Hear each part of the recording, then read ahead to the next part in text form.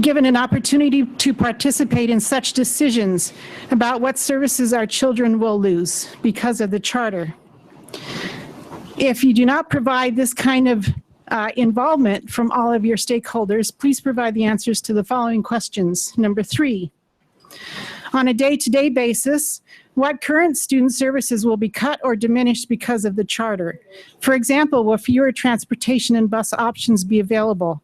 Will necessary maintenance on current school buildings be deferred? Will after-school options be cut, etc.? Number 4, which U46 staff and teachers will lose their jobs, and which positions will be cut in which schools across the district? Number 5, which schools and which age levels and classrooms will experience a higher student-to-teacher ratio if the charter is approved? Number 6, which programming will be threatened by charter approval? For example, will full-day kindergarten, bilingual programming, the high school academies, music education, orchestras and bands, sports, intramurals, or other program be cut or diminished? On behalf of the whole of U46, I formally request written and detailed answers to each of these questions to be distributed to every family in the district in advance of your charter decision, in order to fulfill the values that are listed on your plaque up there, which includes leadership, accountability, and stakeholder involvement. Thank you. I'd like to give a copy of this into the record. How do I do that? Thank you. And before our next speaker, Madam President, if we could, I'd like somebody to quickly adjust the clock. It's currently counting up, and it should be counting down to make it easier for us. Thank you. Our next speaker will be Larry Berry.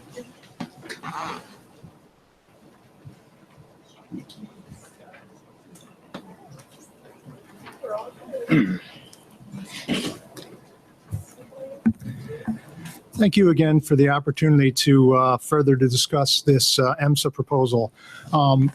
There's far too many questions, issues, and concerns that have been left unaddressed in the rush to comply with the state mandated deadline. And I'm glad we're having this opportunity to have a more thoughtful and informed discussion before any final decisions are rendered. I have to admit the timing of this meeting could be a little bit better. Many of the people who have concerns, parents especially, are unable to attend tonight due to year-end projects, school performances, student recognition. Thank you to those, though, who I see in the audience who are here tonight or have shared their concerns via other means, such as email. For those of us with concerns, I just want to note that we're not a well-funded organization. We don't have people doing marketing for us like EMSA. We don't put out flashy videos. We don't offer free pizza or babysitting to show up to board meetings.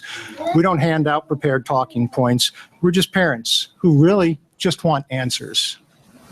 3 minutes is insufficient to address the grave concerns with this proposed contract that you're going to be discussing.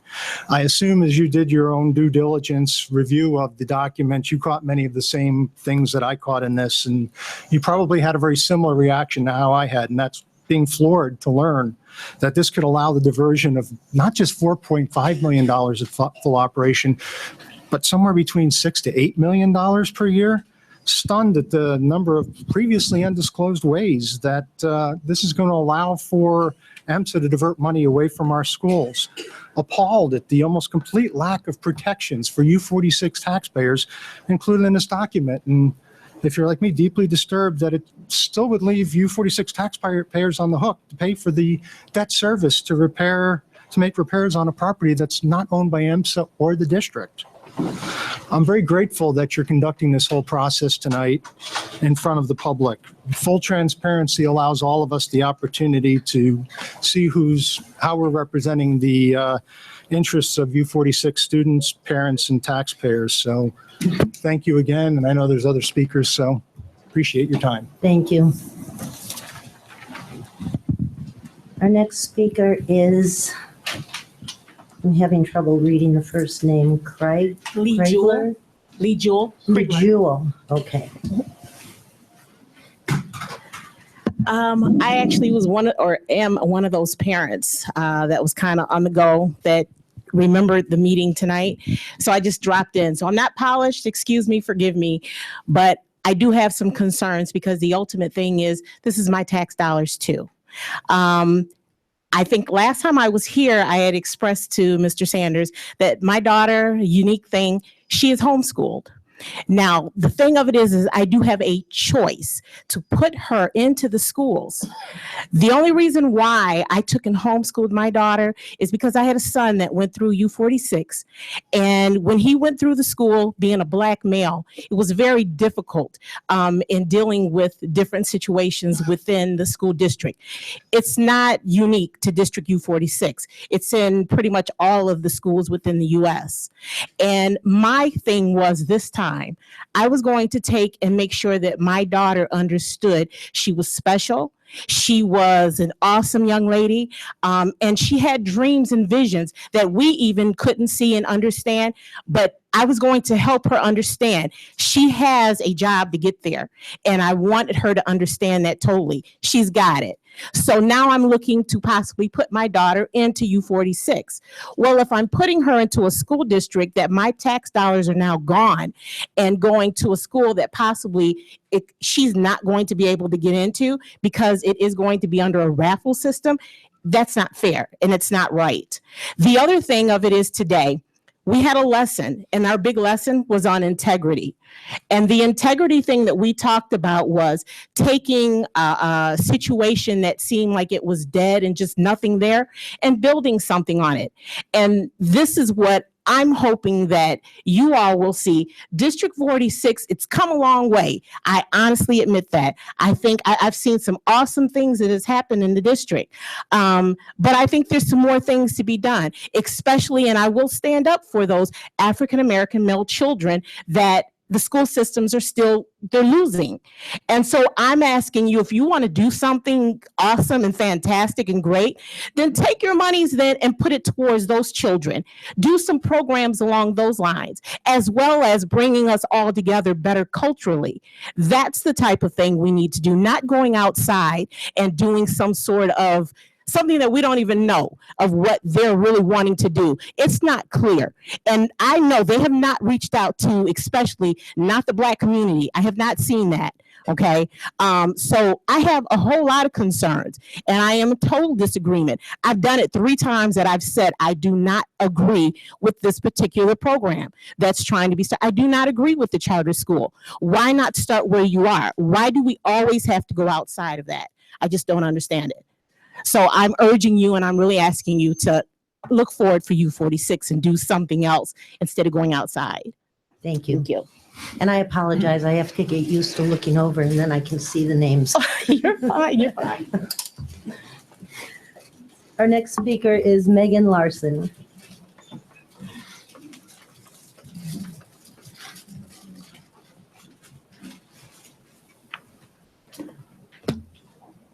I apologize, I have to read this because I will run out of time otherwise.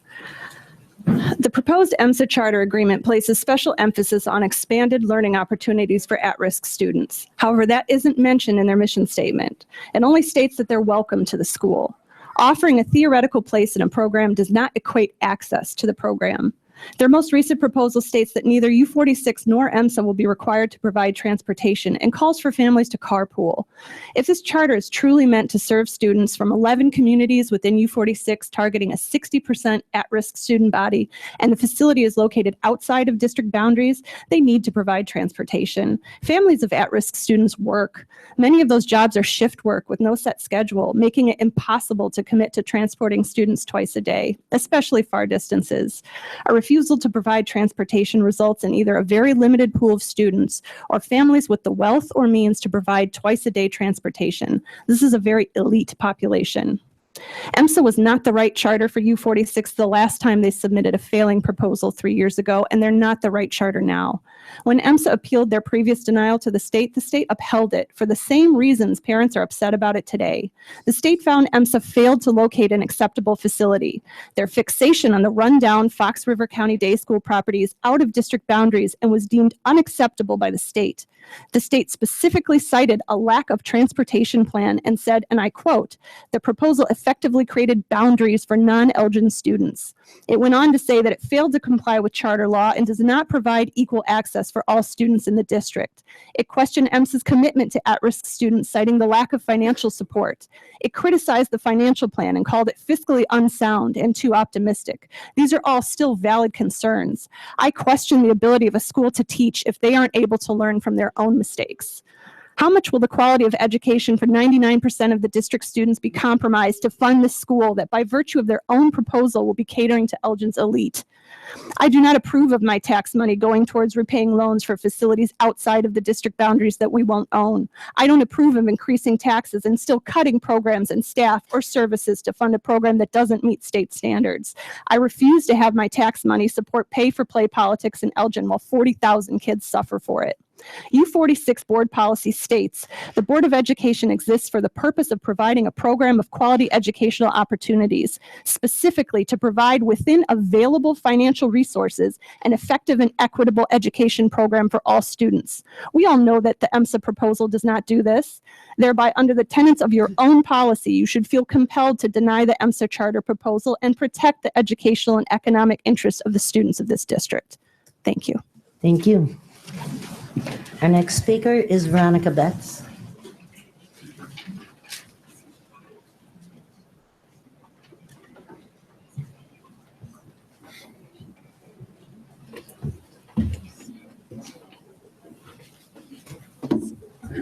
Brought a little moral support with me. Good evening.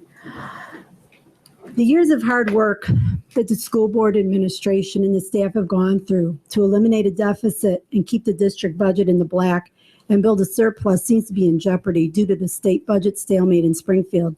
Yet even though the district is facing an uncertain financial future, the board is considering entering an agreement to give away millions of dollars for the foreseeable future. At this juncture, the time has come for the board to publicly state once and for all how they propose the district to afford to annually pay between $4.5 and now I'm hearing up to $8 million annually to EMSA. Will class sizes be increased? Will teacher positions be eliminated? Will more split grade classes be created in elementary schools? Will specials and electives be reduced or eliminated? Will case managers and therapists be expected to carry bigger workloads? Will textbook replacements be postponed? Will education-related tech upgrades be postponed? Will building and property maintenance budgets be reduced? Our teachers and staff are already expected to do more with less, to give away millions of dollars in funds for a school that is definitely a want in comparison to the many needs is appalling and disrespectful. Disrespectful to the teachers and staff and volunteers who tirelessly work for each school of our district overall to make it a better place to educate the children of our community. The old show business saying is, the show must go on. That cliche applies to public schools as well, since public schools are legally mandated to provide an education for any child who enrolls. The doors are never closed to any child. How will EMSA serve a 60% at-risk student population, but potentially have to use a lottery to choose which students they will accept? How will those at-risk students or any students not in the immediate geography of the school property get to the school if transportation is not provided? What about homeless students? The district makes accommodations to provide transportation for those students. What about EMSA? These are seemingly small issues for families with privilege to a car or to a flexibility to travel to and from the school property on a daily basis. But that would eliminate a large student population from even applying to the school. This charter seems to be gerrymandering what population of students they choose to serve. And if at some point they decide their plan is not working, they can close their doors. And where will those students transition to if this charter closes? Back to U46 if that's what if their families choose. And U46 will welcome those children back, not with a lottery, but with open arms. I urge the board to vote no to the EMSA proposal. Thank you. Thank you. Our next speaker is Barbara.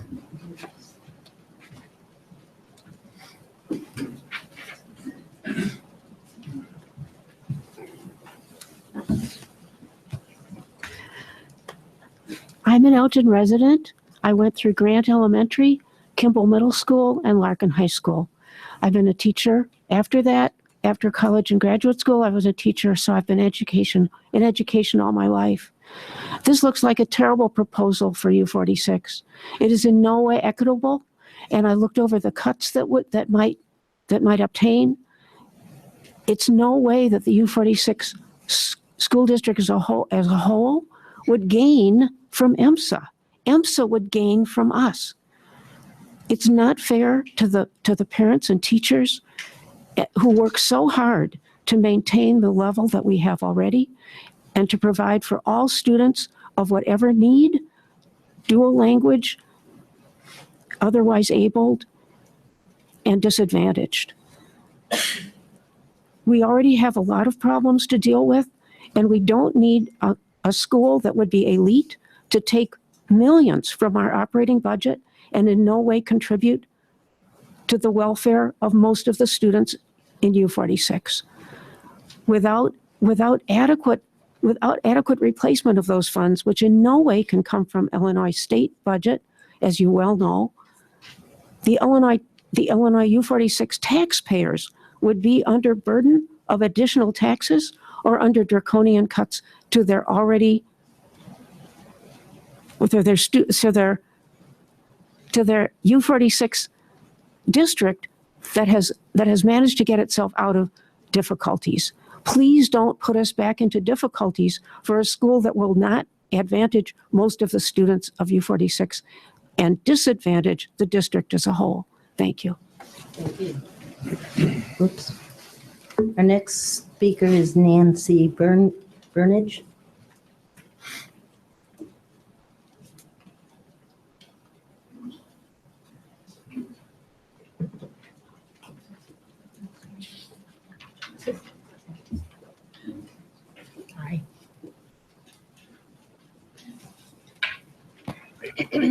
Is this the right mic? Oh, yeah. Thank you for having all of us here and for providing this opportunity for all of us citizens to express our opinions. I appreciate the hard work that the people who have planned the charter school have done. I know they have really worked hard, but mostly I appreciate you, the Board of Education, because I was at one of the other meetings, and I thank you for the diligence with which you have looked at all the information. Thank you very much. My children went to U46. I think they had a great education, thanks to former administrators and boards of education and teachers in U46. One of my concerns is, as some other people have expressed, is the millions of dollars that it will cost U46 every year. And I also believe that it's the duty of the board to tell the U46 community exactly how this will impact the budget, and to let us know before you decide where these dollars are going to come from and what possible cuts in services will be made. I appreciate the first speaker who gave you a detailed outline, and I echo her request that you answer those questions in writing to all of us before you decide. I'm also just concerned for the students in U46, whether they are in a charter school or not.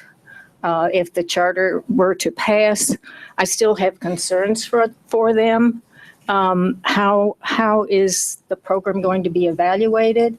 And I hope that, and I'm sure that all of you are also concerned for the U46 district and each and every U46 child. So thank you very much. Thank you. Our next speaker is Ryan Mitchell.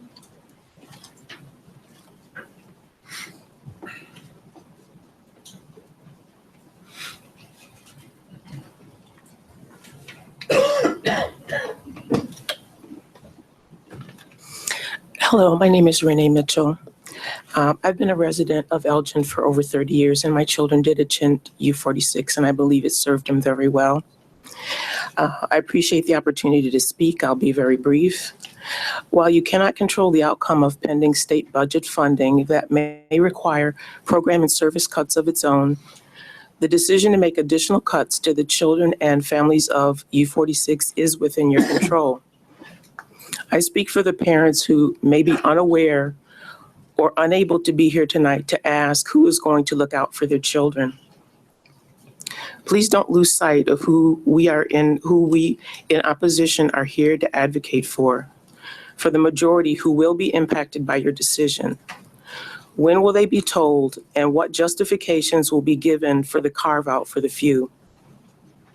I often wonder if the parents who have spoken out so passionately in favor of the charter school would still be so determined if they knew with certainty that their child would not prevail and be selected by a lottery to attend it. What will they and U46 be left to work with, and where will we all be required to place our efforts then? Thank you. Thank you. Our next speaker is Carrie Kelly.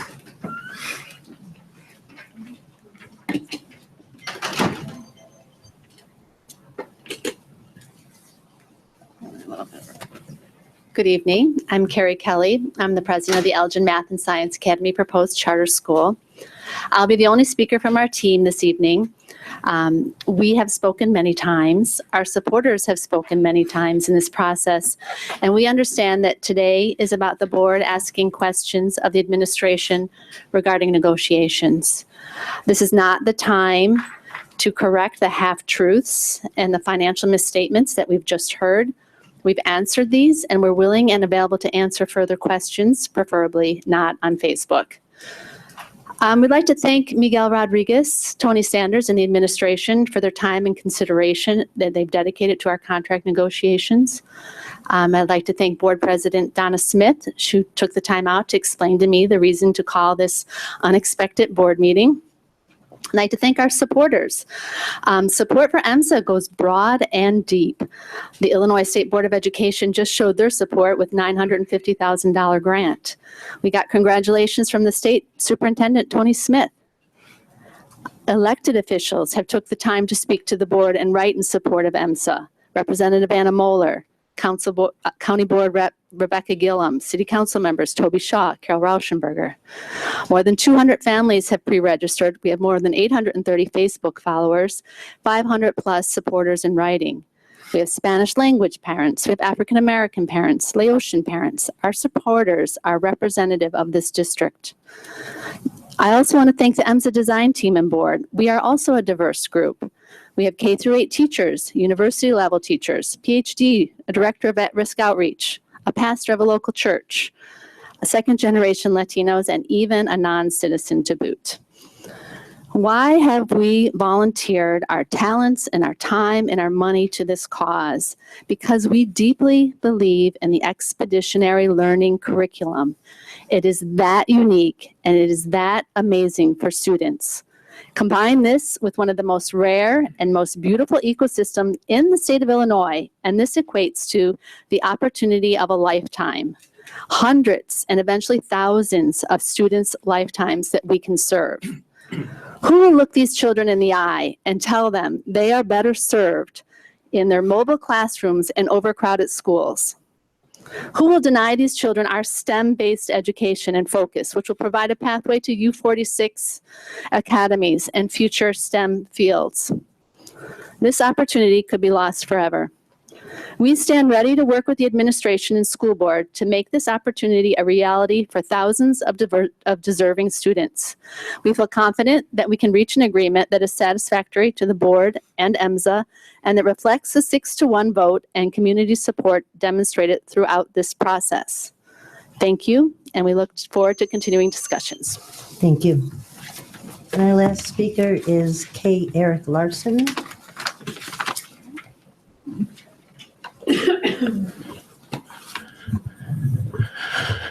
Thank you for the opportunity to be here this evening, members of the board and Mr. Sanders. Excuse me, I'm losing my voice, getting over a cold. I was not expecting to be here, but my involvement in this has been very much behind the scenes because I live in the northeast neighborhood of Elgin, and I've encouraged people to, as individuals, to get educated on the IMSA issue and weigh in as they see fit. This morning, one of the first things I saw, I should never check Facebook first thing in the morning, but I did. And I was then contacted by a number of residents and some of our board members, and I had to draft a response that I would like to read to you tonight. So let me also say that just some background. I am president of the Northeast Neighborhood Association of Elgin. I've lived in Elgin for 7 years with my wife and daughter. I'm currently the executive director of the Elgin Youth Symphony Orchestra, and I serve on the board of a nonprofit early learning center that serves Elgin low to moderate income families in Elgin. Excuse me. So I'm here tonight on behalf of NINA, the Northeast Neighborhood Association, and this is a letter to the U46 Board of Directors. I'm writing in response to an online posting on Facebook by former council member John Prigge, in which he takes a negative stand against the Elgin Math and Science Academy, or IMSA. Mr. Prigge claims that the IMSA design team is driven by those who live in the Northeast Neighborhood Association of Elgin.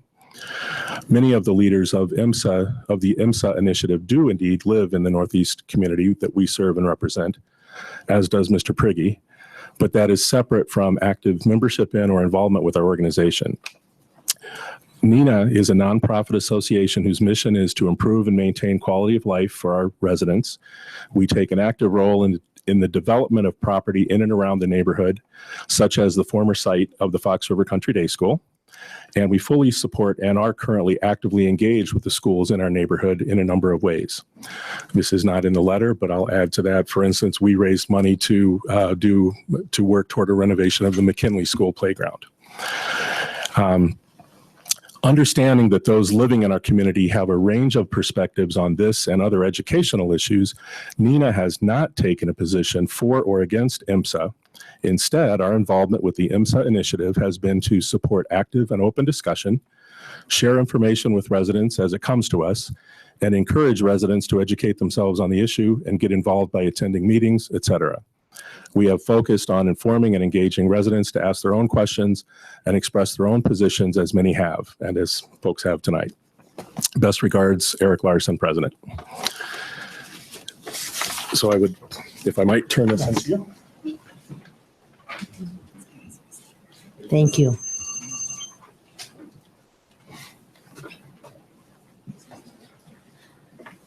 Okay, before we get into discussion, I just want to kind of go over, we will be discussing whether we agree with the IMSA proposal, whether we agree with the administration's draft of the changes, or if we want to propose something on our own. We do have all those options.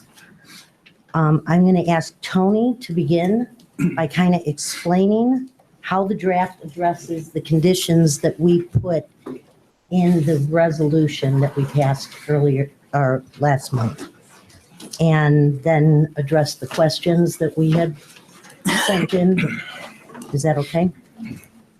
Absolutely, Madam President.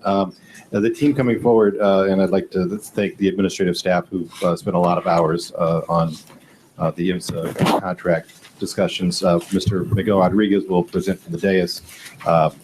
Joining at the presenters table is Luis Rodriguez, one of our staff attorneys. Latrice Satterwhite, our Director of Specialized Student Services, and Brian Lindholm, who is the special projects individual reporting to me. The board has additional questions beyond this, we also have Dr. Johnson in the audience, who's steeped in this knowledge, as well as Dr. Jeff King on the operations side.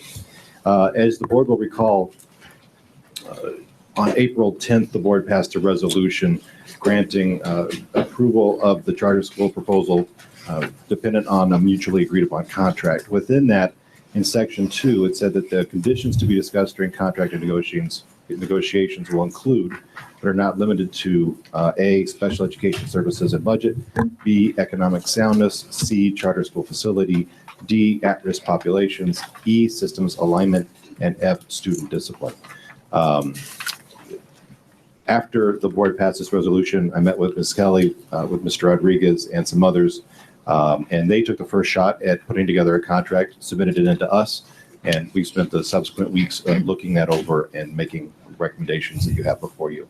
I'd like to ask Mr. Rodriguez and the team to give a quick overview of the edits that we made to the IMSA contract that were as submitted, and in addition, share back the questions, the responses to the board questions that we received already. Sure. Thank you, Mr. Sanders.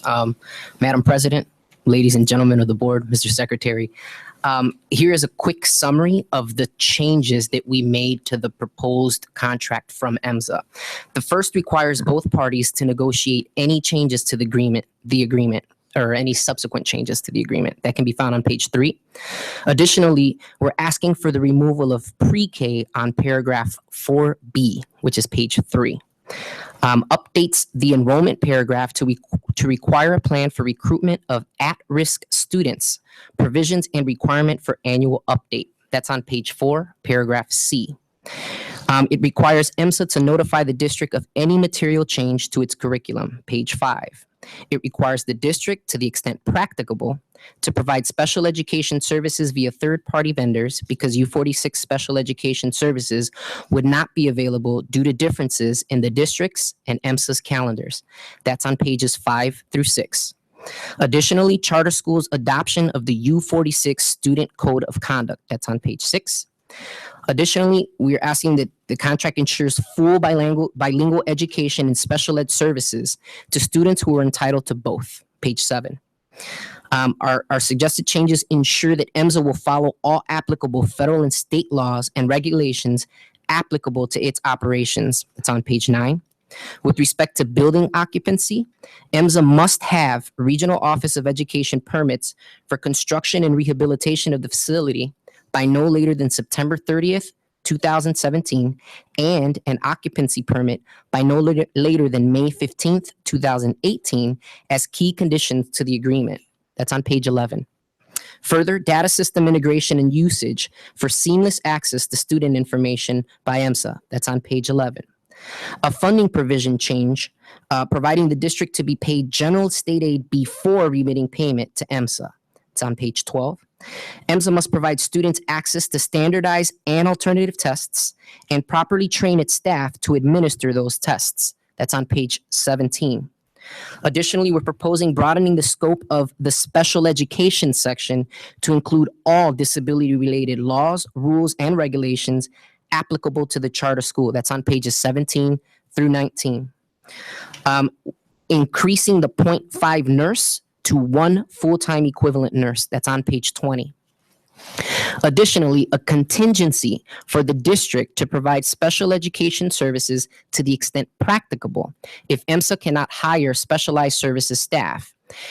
We included a provision to reduce charter funding by the costs associated with providing specialized services. That's on page 20. There's a provision creating a reserve fund to pay for extraordinary expenses such as legal fees associated with the charter school's noncompliance with state and federal mandates. That's on page 21. A transition plan language requiring EMSA to assist the district with transitioning students back to the district in the event of EMSA's closure. That's on page 23. And lastly, the addition of an indemnification provision on pages 23 and 24, and the addition of a dispute resolution provision on page 26. We'd also like to note that we'd still like to update pages 12 and 13 to align funding as it's provided in paragraphs D and E of the proposal you have before you. In addition to these changes, we do know there were some questions by some of the board members, and we wanted to address some of those. One of them was with respect to who pays for special needs services, such as OT, occupational therapy, physical therapy, speech, etc.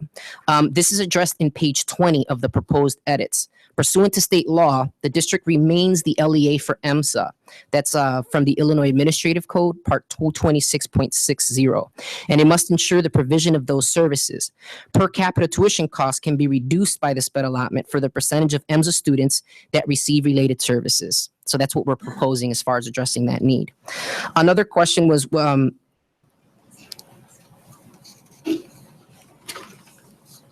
with respect to anticipated full state categorical funding.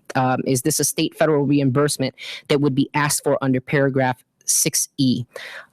Furthermore, I believe in a letter to Mr. Rodriguez from Ms. Kelly, the claim was that EMSA would be eligible for $16,000 in state federal funding for 1.5 sped teachers and 0.5 nurse positions. Well, our understanding is that this does assume full funding, and yes, it appears the assumption is it relates to the funding provisions of 6E, which are on page 13. Regarding the concept of a sped contingency fund, what would the contingency fund do? EMSA's contingency fund purpose is unknown, but our idea of a contingency fund would be for purposes of funding extraordinary expenses as provided for on page 21 of the proposed contract, paragraph 9C3. Those expenses include litigation-related expenses, remedying health service violations, and other violations by EMSA as they relate to students with disabilities or special needs. Another question that was posed was, what funding are we reducing? Per capita tuition costs or categorical payments? Well, we are proposing funding reductions. The source of the reductions can come from both per capita tuition costs and categorical payments to EMSA when payments comes due. The specifics we will negotiate with EMSA. Additionally, the district will choose and retain counsel in due process hearings in charter school, and the charter school shall cooperate without additional cost to the district. Does that additional cost include counsel, and or is EMSA responsible for reimbursing the district for due process costs?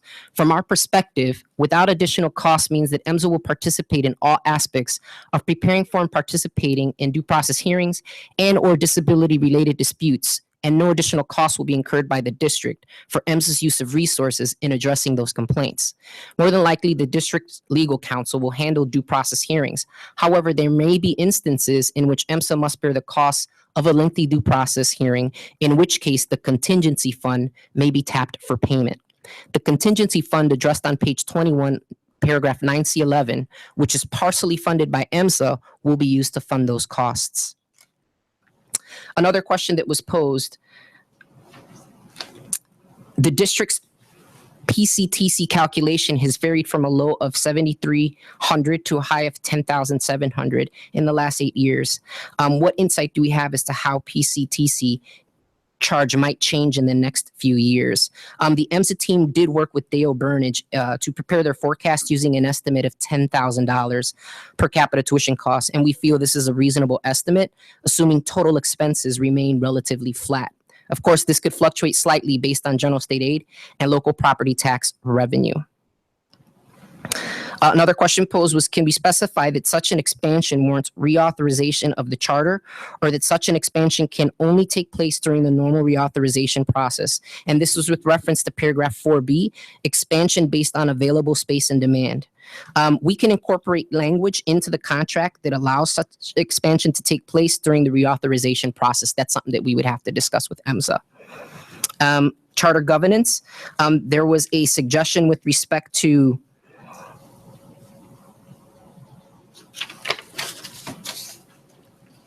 compliance with the Illinois Education Labor Relations Act, and a request that this be codified in the contract. In the proposed contract you have in front of you, we did include catch-all provisions. This is specifically on page 9 of the proposed contract. That should address the concern. However, if there is a specific need for a specific statute, we can always put that into the proposed contract. With respect to responsibilities that our school district has for special education and ELL students, would it have the same responsibilities if the charter were authorized by the Illinois State Charter Commission? For special education services, Chapter 23 of the Illinois Administrative Code, Part 226.60, which was referenced earlier, makes U46 responsible as the LEA, the local educational agency, for special education services if we authorize EMSA. This includes all responsibilities to provide a free and appropriate public education, related services, and compensatory education, and can include all responsibilities for attorney's fees associated with defending a dispute. If the Charter Commission authorizes the charter school, however, then EMSA would become its own LEA and be responsible for the provision of its own special education services. English language learner rules are provided for in the same chapter, Part 228, and those provisions do not necessarily include an LEA relationship as it relates with the district and special ed. I don't know if there's any other specific questions. Mr. Rodriguez, Yes, sir. there was another one, 3 paragraph 4J, charter governance. That there was a question about that, whether a board member could be a non-voting member of the charter board. Yes. So the chief legal officer, yourself, and outside legal counsel do not recommend having a non-voting U46 member or U46 staff on the EMSA board.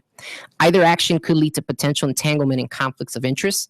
U46 board members and staff owe a primary fiduciary duty, to this Board of Education. Essentially, a U46 board member or staff cannot serve two masters.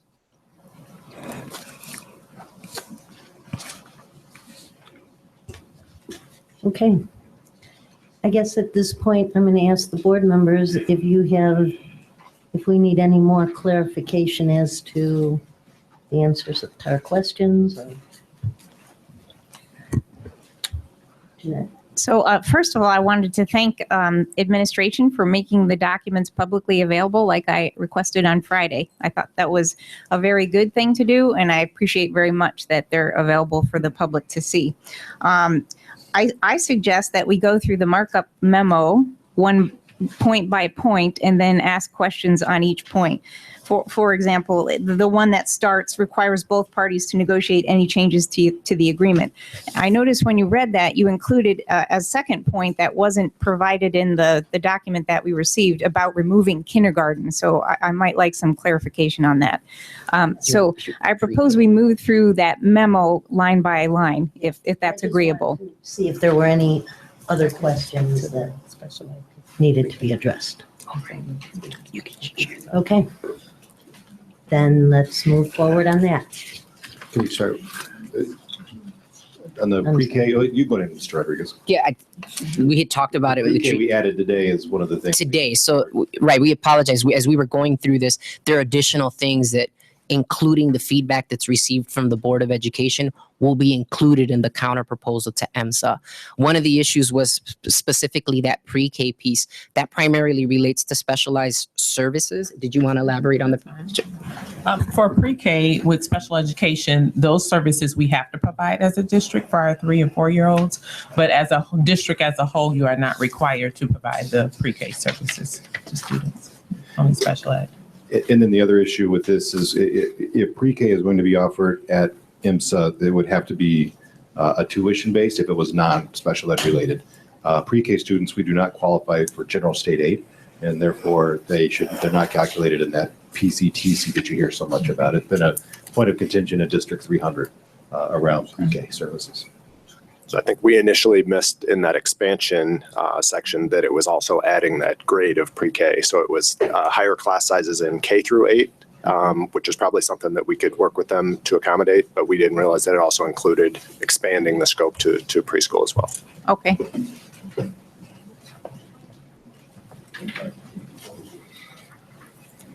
Go ahead. So that's fine, but then, as we go through each of the points, I have questions on the points as we go through. Okay. So I'm sure you don't want me to say them all now. They wanted. And I actually jumped over the pre-K, so you want to Go jump back to up 3. during the term of this agreement?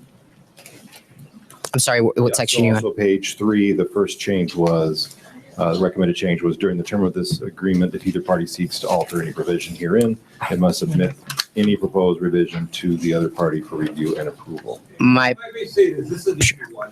It's a contract, so both parties have to agree. It's simple as that, it's contract law.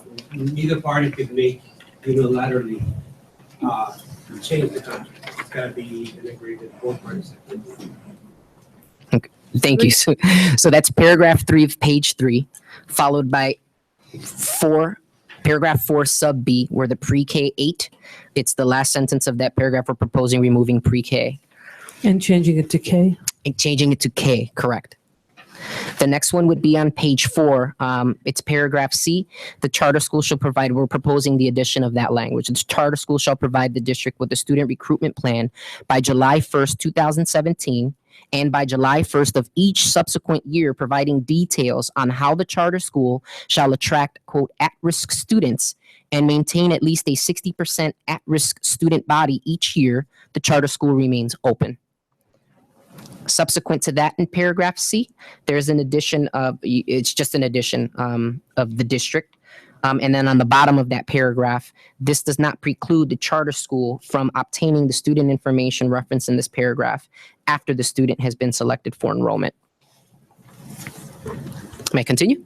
I have a comment on that one. Yeah. Wait, let's, before we continue, why don't we take each bullet point and come to an agreement between the board? So Yes, that we're that's what not I'm going- suggesting. Yeah, so that we're not going through them all and going back and forth, and rather than giving administration direction, we're just confusing them more. So Right, with this, certainly. this would be the bullet points in, this summarizes the changes. Yeah. Got it, okay. Yes. Okay, so on the first bullet point that Mr. Rodriguez kind of addressed, is there anything, concerns from the board or any discussion on This is, that one? this is the one requiring both parties to negotiate change. Right, Yes. I'm agreeable to that. I'm fine with that. okay, so we're fine on that part. Yeah. Okay, let's move to the second one. Actually, the pre-K isn't in here, so you have to Okay. do that one. Let's go to that. Right. That is next. To Ms. Ward's point, we just added the removal of pre and leaving it K. Okay, So I'm one of I asked the question regarding the wanting a clause in there to stipulate that an expansion of that nature has to happen at a reauthorization point. Is that appropriate then to put into that clause, or would you put that somewhere else in the contract? It would probably be in one of the upfront sections of the contract. Okay. Because that would relate to the author, the contract as a whole. Okay. So it'd be towards the front. Okay. What section is entirely up to us. Okay. okay, so what are everyone's feelings on the pre-K? Are we okay with that? So are we removing something that was part of the original proposal of EMSA? They proposed for pre-K and we're taking it out?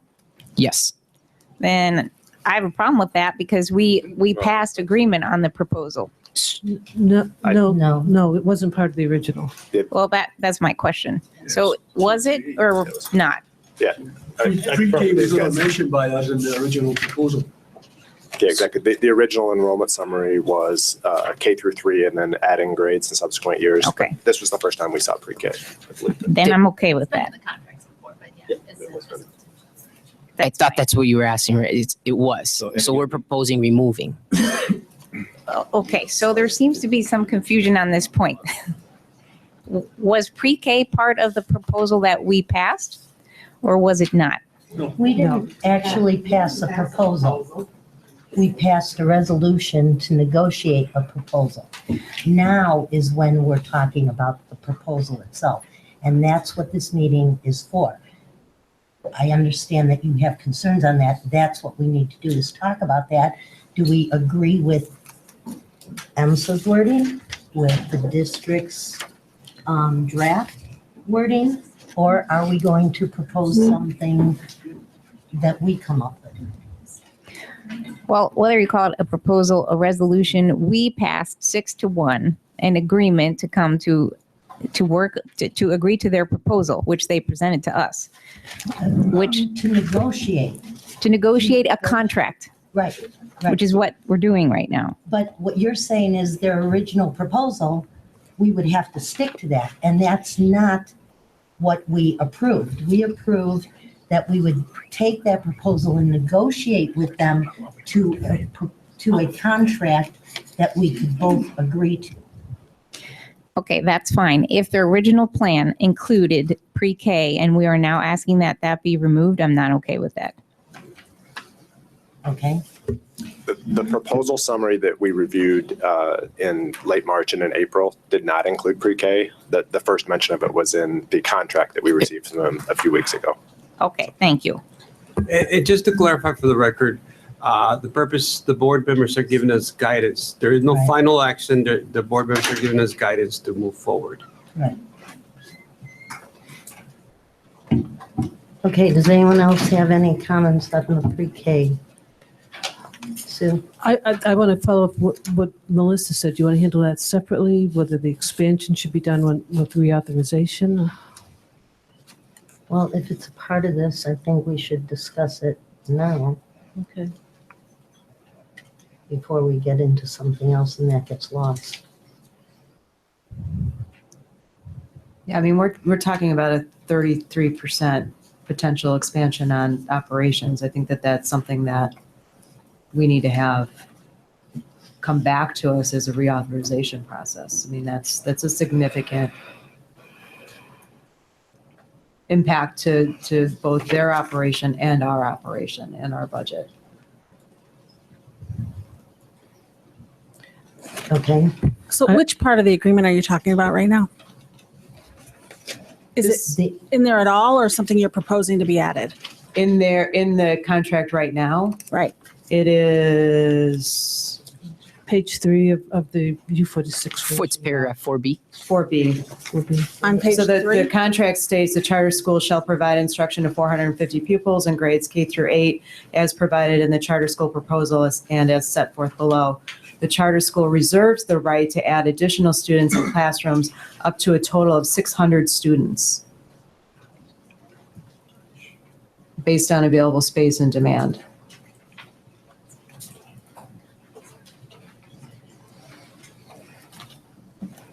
So you are proposing we change that?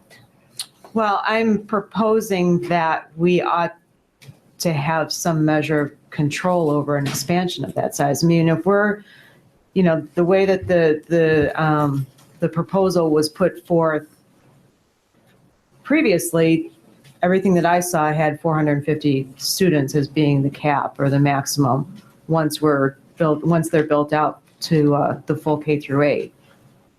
When you add, another 150 students on there, it's a significant jump that we've not budgeted for, that EMSA has not budgeted for.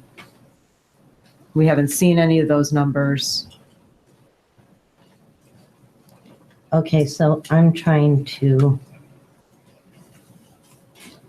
so I guess you would be proposing that we change the part that says the charter school reserves the right to, and change that to, Well, maybe one of the things that I had suggested is reserves the right to add additional students at a reauthorization of the charter. But I'm open to discussing how everybody else feels on that. are there any other comments on that?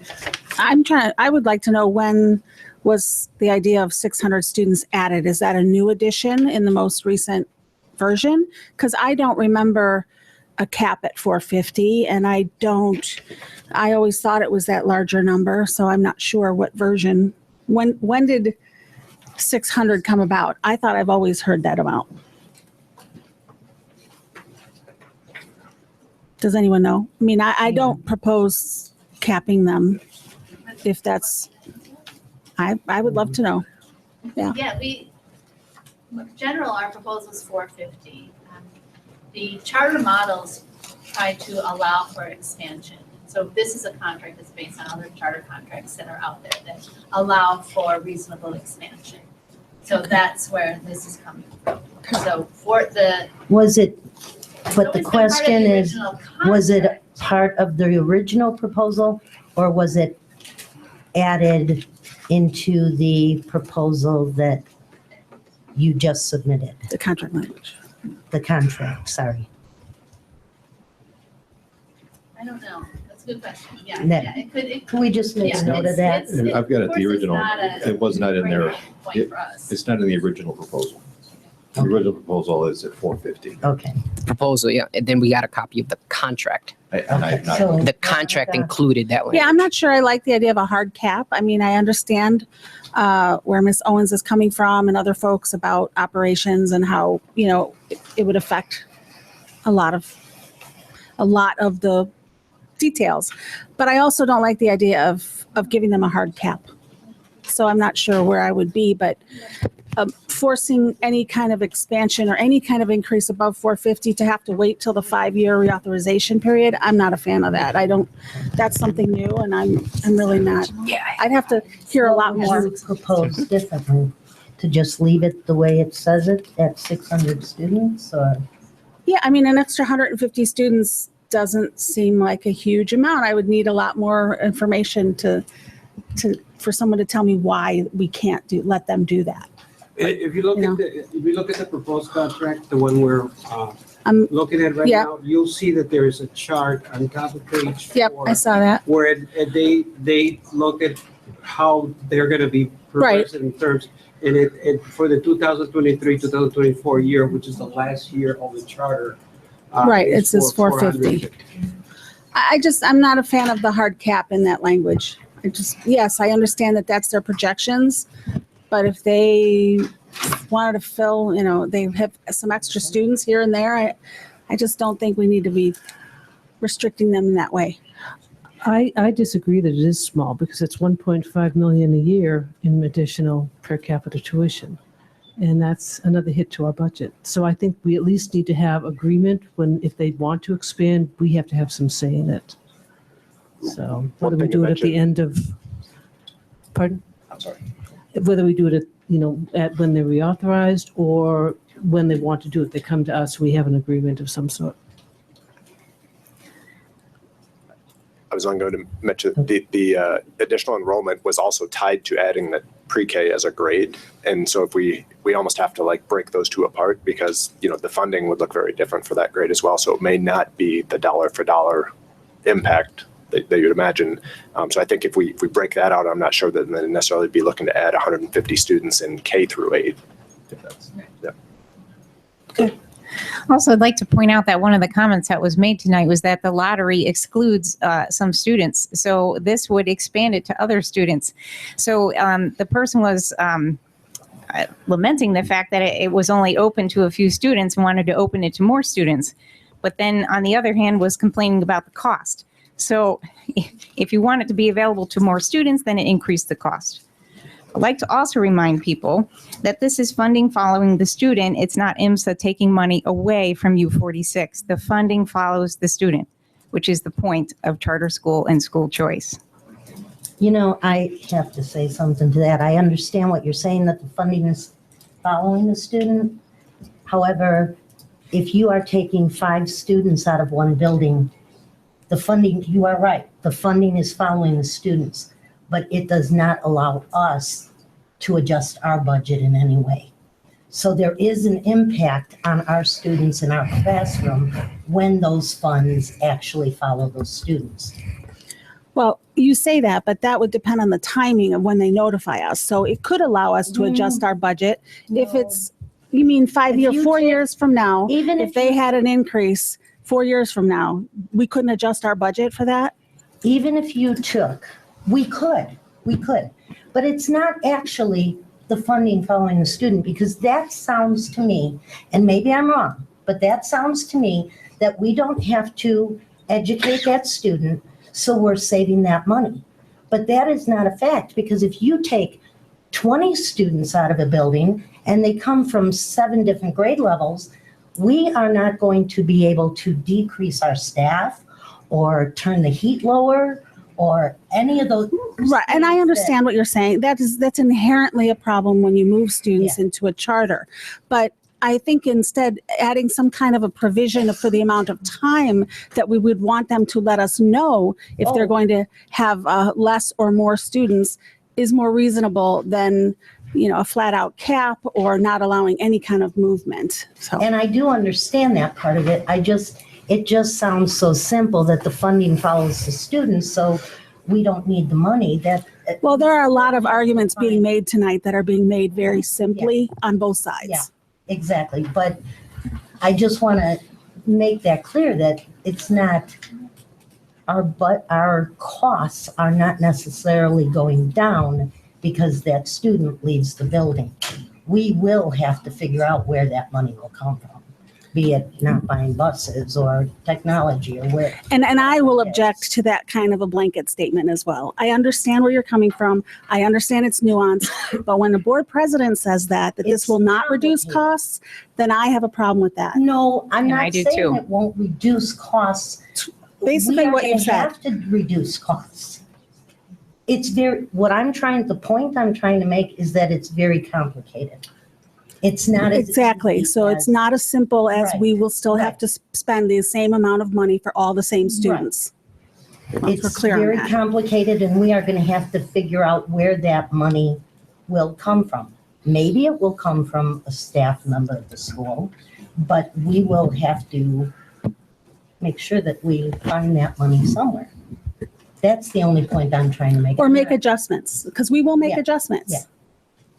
Yeah, we will have to make adjustments. Is there a difference between finding the funding and making adjustments? Yes, because right now what's being implied is that there's absolutely no reduction in cost in any school if you take a few students from this grade or another grade. And if you look at it that way and there's no other change whatsoever, then that's correct. That's a correct statement.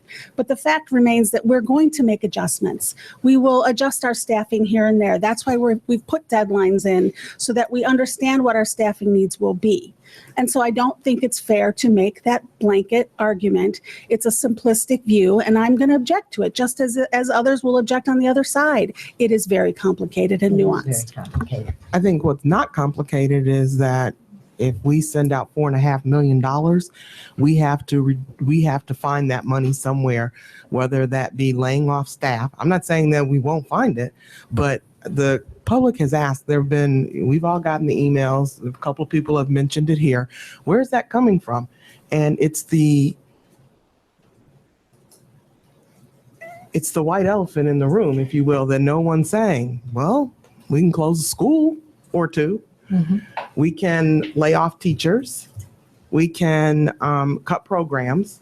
Specifically, which schools will close? I don't know. Specifically, which teachers will lose their job? I don't know. Specifically, which programs would have to be cut?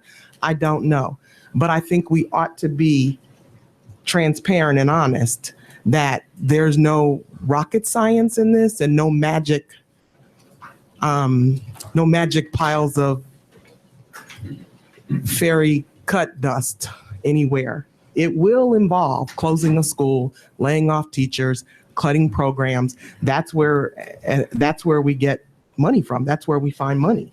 So sure, we can say we will adjust, but those are serious ramifications. So I think that we ought to be transparent about where those cuts come from. Has anyone mentioned closing a school? Because this is the first I'm hearing about it. Are we closing schools? No, I don't think so. No decision has been made. I didn't realize. Yeah, no no decision. Made it sound like there was some discussion. No, I'm saying that we could. What I meant, if I said we're definitively closing schools, that's not what I meant to say. Okay. What I'm trying to say is when you're looking for money to this tune, the way to find it is close a school, lay off teachers, cut programs. I mean, you're not going to find it by cutting professional development. You're not going to find it by saying you don't buy copy paper as often. You have to go where the big dollars are, and those are in people. If I may, I'm at my school, I'm in the Bartlett Academy, and I'm also in the orchestra. And if the money does follow the student, which, it would, especially in lower funded programs like the orchestra, every single student and every single dollar that goes to that program counts. So any money that would be taken away from there would make an impact on the orchestra. And it's the same thing with the academy too. The academy gets funding outside of just the general, because we have to pay extra to be a member of the academy, but there are resources that we don't have that we need in the academy. And if there's money that's being diverted, especially if it's another $150 million every year, then there's resources that we need that we can't have, like repairing 3D printers that we already have, or even getting more so that we're able to use more than one at a time. Or in my orchestra, buying new chairs instead of the chairs that we've had for, I think, over 10 years now in the same building.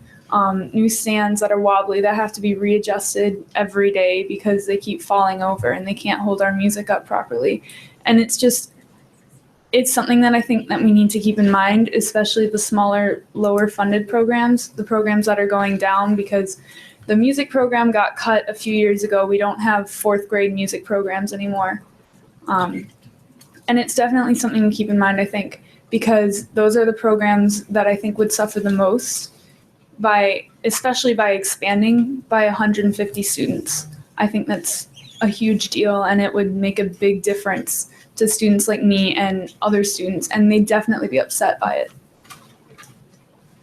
And I guess, like I said, it's very complicated, Casey. And that's why I kind of brought it up, because it would take discussions. It would take some major discussions to decide what we would, or how we would create those dollars. If you're going to be cutting money, I hope that what ends up happening is there will be discussion between not only the board and administration, but also with parents and teachers and students too. And I want to point out that I am not saying at this point that I want a hard cap. What I am saying is if there is a planned 33% increase in operations, that there ought to be a process to go through to do that. That, you know, everything that we're looking at, we've kind of got this budget mindset that we've got $4.5 million that is coming out of our fund and going to EMSA. That all of a sudden turns to $6 million. This takes discussion. It takes planning. It takes us. I mean, we're having a 15-minute discussion on this one point now. This is something that warrants a further discussion, or at least an acknowledgement that this is happening. You know, how long do they need to give us advance notice that this is something that they are planning? I'm not saying that they can't do it. What I'm saying is that there should be a process to go through to get that to happen. I did have another question on that point. It says that the charter school would reserve the right to add additional students. Does that mean that regardless of how much notification they would give the district, does that mean that they would be allowed to regardless, or they would have to discuss with the district before they add? Because I understand even if they do decide they have to give the district notification, that just makes sense. But would this mean that they could simply decide to add another 150 students to the school without asking or discussing with the district? That's what we're discussing, and I believe the wording, if I'm correct, would allow them to increase to 600 without notifying. Correct. And I agree with Ms. Owens. I was trying to point out that I don't have any problem with adding some kind of language that would allow us enough time to make those adjustments and to prepare. What I don't like the idea of is restricting them to not being able to do any kind of expansion until they get to a reauthorization. I would like to find some place in the middle. Any other discussion? I mean, I think. I just want to point out that, once again, if there is discussion, and I want to make sure I understand the board's direction, the 450 students was what IMSA submitted K through 8. Once they're fully operational. The additional 150 really was related to that pre-K, which is an area where if that is the direction of the board to allow pre-K, then we need to consider language in the contract that does not allow reimbursement for pre-K students. We do not get reimbursed for pre-K students who are not special ed. So therefore, they're not calculated in the PCTC. They're not. which is an issue other charter schools in Illinois have had issues with, where charter schools submitted a bill for a pre-K student, district pays it, and then they find out later that that was paid erroneously. So we need to make sure there's controls if that is the intention of the board. If it was just pre-K that they were referencing with the extra students, or some of the extra students, I suppose, I mean, it would still be an expansion, wouldn't it? Because if there's only 50 and change students per grade, there wouldn't be 150 people in pre-K. Right, I mean, the language says up to a total of 600 students in grades pre-K through 8 based on available space and demand. It doesn't say that the expansion is just in pre-K. I don't know if that's the intent, but you know, one way or the other, that language needs to get cleaned up. Yeah, I think you guys are right. It would be a combination of adding the additional grade plus larger class size or additional classes in the other grades. Does anyone else have any comments on that? Do you have direction on that? I mean, do we have consensus? Well, yeah. Well, what about going, I mean, I don't know what EMSA's original intention was, other than the pre-K, and Casey's right, it's not 150 pre-K students. So perhaps we just, you know, are they looking at, you know, if you take out 50 pre-K students, then that's an extra 100. Is that what they were hoping to have, was a buffer of 100? Or what if we proposed 50? So it's between 450 to 500 only, taking out the pre-K language. I don't know. I mean, I'm open to this discussion, but it seems like we would have to go back to EMSA and find out what they're wanting as well. And that's part of what we're doing tonight too, so that Tony can go back. And I just want to get some idea of the board. Now, were you okay with the idea of us getting some type of notice before this happens? Yes, I mean, I would want some. I don't want it to wait till reauthorization. I don't think. I agree with that. Also, looking now at their original proposal, it was only for 450. So I think we could compromise here. Yeah. I would, you know, it's legal advice would be not just notice, the notice is important, but also the negotiation process to make sure that it's a financially sound expansion. Yeah, that's my thing. I'm not okay with just giving us notice, because that's unfettered right to do it. Just tell us you're going to do it. And then we, under that scenario, then we are just subject to their whim and have to adjust regardless. And I don't agree to that. I think that it has to require a negotiation and approval by us. And we can put language not to be unreasonably withheld, you know, subject to you. They have the right to seek to add additional students in classrooms up to 600 at the district's approval, not to be unreasonably withheld. But we need to be able to say, no, if we're in a financial bind, or wait, or whatever. But just notice to me is they just get to do it and just, we have no say. And I would agree that it needs to be negotiated. I think it's a large enough step that, you know, again, we have no idea what our financial situation is going to be looking like 3 years down the road or 2 years down the road. Every single time that we face having a subtraction from the funds that we have to spend, you know, we have to make decisions on that, and we ought to be able to make informed decisions.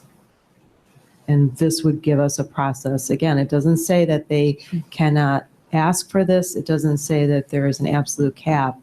But we, you know, we need to maintain some control over our funding too, and what we can operate as a district. Okay. And I would agree with negotiations as well, because we have responsibilities for the students in the entire district. Okay. So just for the sake of clarity, this is all with reference to the second sentence of 4B. The first sentence is clear. Okay. Yes. Yes. Other thoughts on the negotiation process?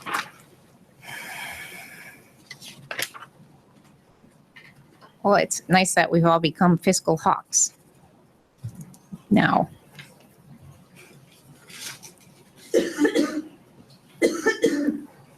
Okay.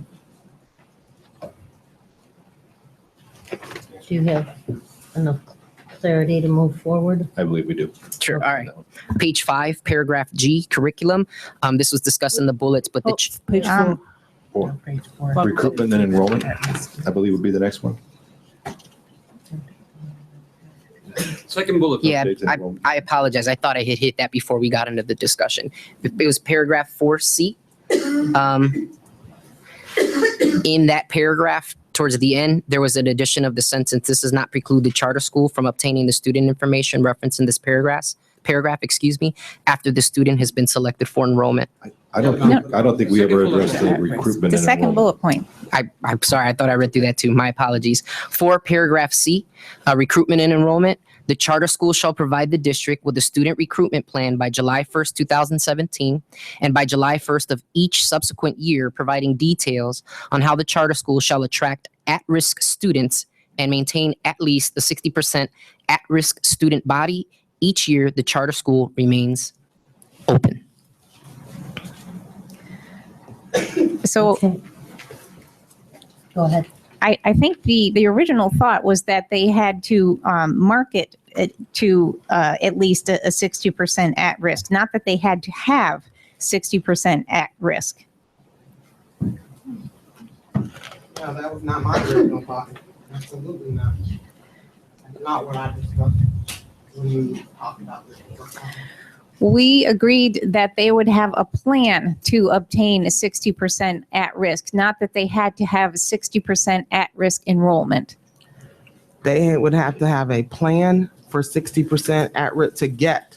So it doesn't even make sense to say you only have to get it, but you don't have to maintain it. That doesn't even make any sense. So yes, they need a plan, a viable plan that demonstrates that they can reach 60% at-risk student body and maintain that. That's the purpose of charter schools. It's to serve primarily at-risk kids. That's what they put in their proposal. So it's not like we're holding them to some standard that we pulled out of thin air. It's the law and it's their proposal that it serve primarily at-risk students. And it makes no sense to say you only have to get them and don't have to maintain it.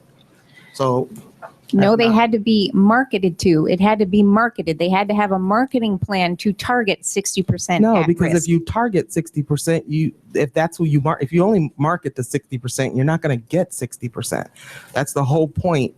It is going to have to be a very robust, and it might be marketing. I don't know what it is, but a plan, a recruitment plan that demonstrates a viable recruitment plan that demonstrates that they can get and maintain at least a 60% at-risk student body. And how's that going to be accomplished with a lottery that has to be taped and videotaped? So if it's a true lottery, how do you guarantee 60% at risk then? Well, that means that a whole lot of at-risk students are going to have to be in that lottery, right? But again, this is not Tracy making this up. This is the law, and it's what IMSA has said they will do. So this is not go give it your best shot. And this is not, I'm not trying to be a, what's the D300 school? Cambridge Lakes, where D300 has 45% at-risk students and Cambridge Lakes is serving about 10, 12, 15%. What's the consequence if they, under that understanding, if they don't reach 60%? I don't see it in the contract.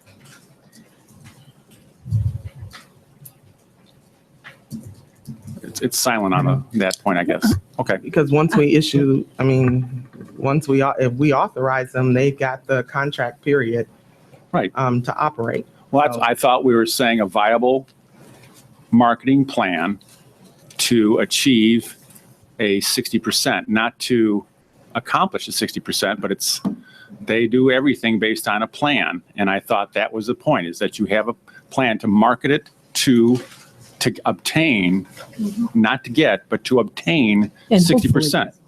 I'm sorry, what? And hopefully get. Yes.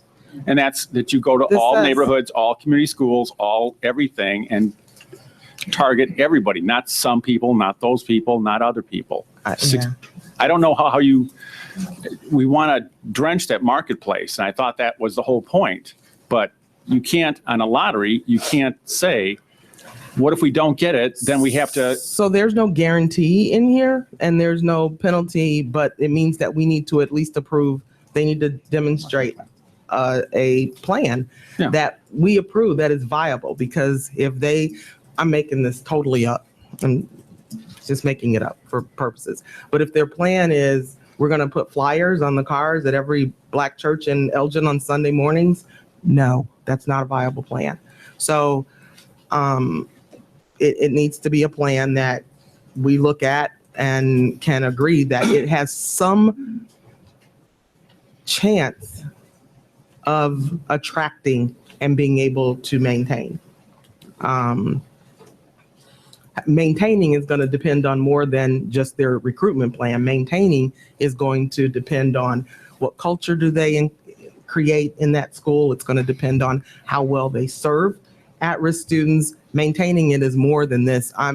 Is more than just what your marketing plan is, but they have to show some reasonable chance of getting to this. Otherwise, it's just lip service.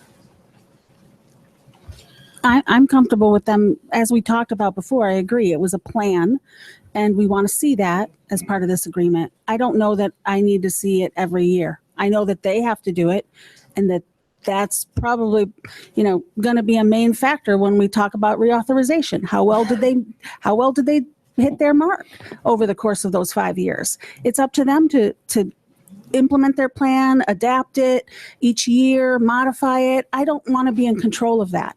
That's their job. I want to see it every year. I do.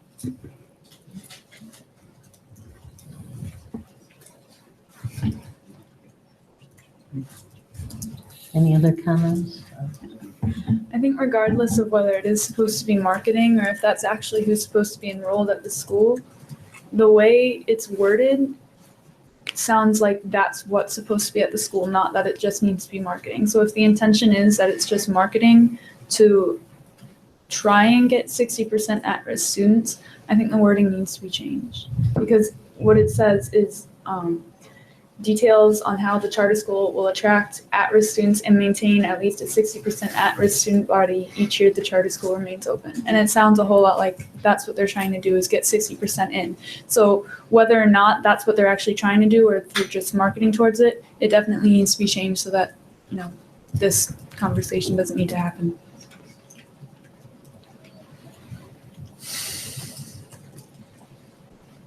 Sorry, I'm reading it again.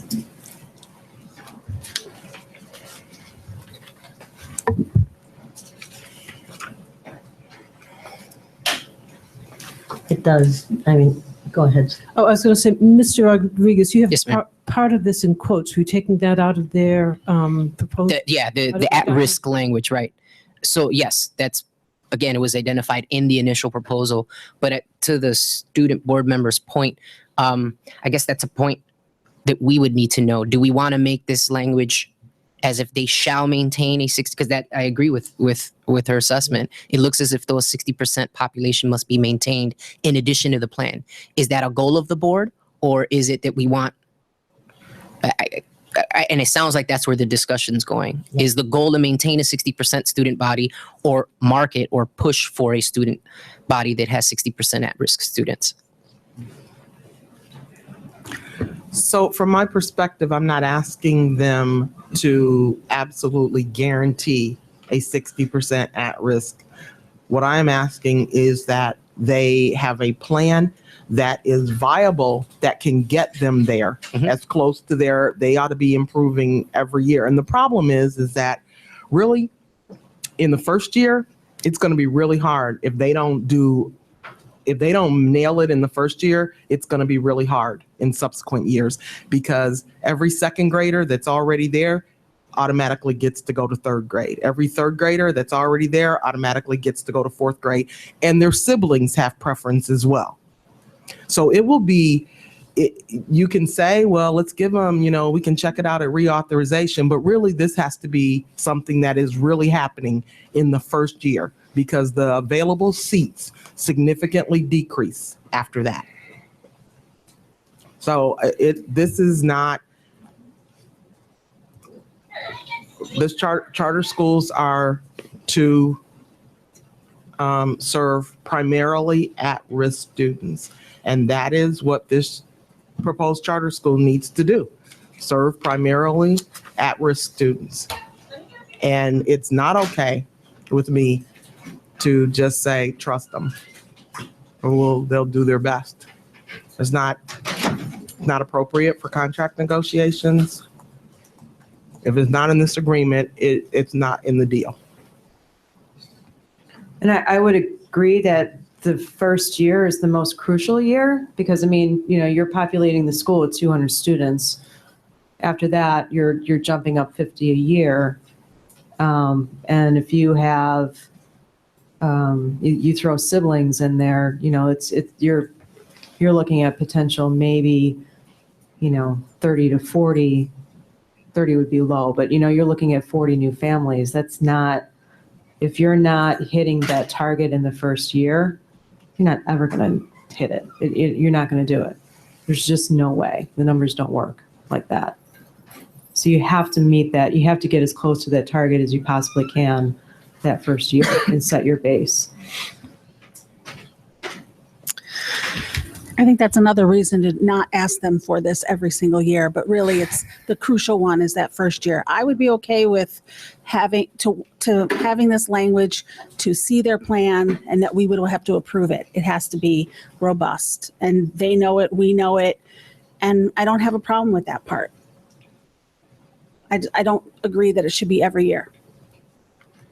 I guess to somehow get in the middle ground or whatever, could we put something in that if we see that they only have 30% at risk, then possibly ask them to see a more robust plan for the following year? Or see, I see it as we look at that plan in the beginning, they need to put their all into it, and they have to figure out how to manage this over the course of those 5 years, exactly with the concerns that you've brought up, it's going to be harder and harder for them. And then when we look at reauthorization, that's what we're looking at. I don't think we need to put into a language, that they need to come to us with another plan or a revision. That's up to them. The management of the school is up to them. And I think we would set the parameter by already including that language about what our expectation is. And at reauthorization time, we're looking at it. And I don't see any need for any more than that. okay, go ahead. I would point out, though, that the language here doesn't say we have to approve it. It says they will provide the district with the recruitment plan. I don't think there's anything wrong with asking them to provide us with a plan if they've modified it from year to year because they're trying to get their at-risk population increased. But then asking them to provide it and us approving it? It doesn't say approve at all in this. But it does say guarantee 60%, not the word guarantee, but it requires that 60%, the enrollment be 60% at risk. And that's out of their own documentation. No, their original documentation was they were going to develop a marketing plan to target 60% at risk, not that they were going to guarantee 60% at risk enrollment. I disagree. No, you're saying they're only targeting their marketing at 60% of the students, or that they were targeting marketing to achieve 60%? To achieve 60%. Right. But there was no provision that required them to achieve 60%. And it's especially that the contract requires a taped lottery. If you're going to do a lottery, how can you possibly guarantee? I don't think any of us think we can guarantee with the lottery especially. And but I'm not sure that that's what that says either, because it says the plan by July 1st of each subsequent year, providing details on how the charter school shall attract and then it quotes their 60%. It doesn't say how the charter school will enroll 60% or, It says, shall attract at-risk students and maintain at least a 60% at-risk student body each year. The charter school remains open. But that refers back to the that's their plan. goal. It doesn't say that they have to. That refers Right. back to the plan on how they might do that. It's asking for a plan. It says maintain. Maintain at least a Their 60% plan has at-risk to student show body. how they're going to attract and maintain. The plan needs to show how they're going to attract and It does maintain. not mean they have to have 60%. If they have 58%, they're not breaking the contract. But I do think it's important to have a provision in here that this school primarily serve at-risk students. Now, that's not a hard number. That's not a 60%. That's not 57. It's primarily. So that if we look at it and it's like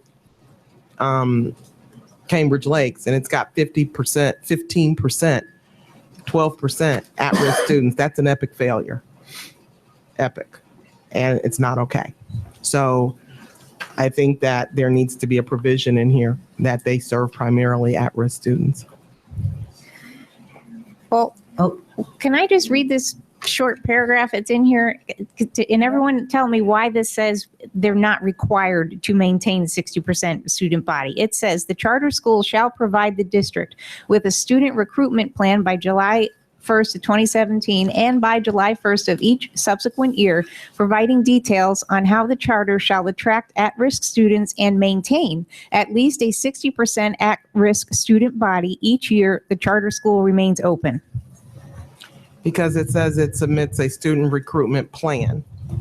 And the plan should detail how they're going to do this.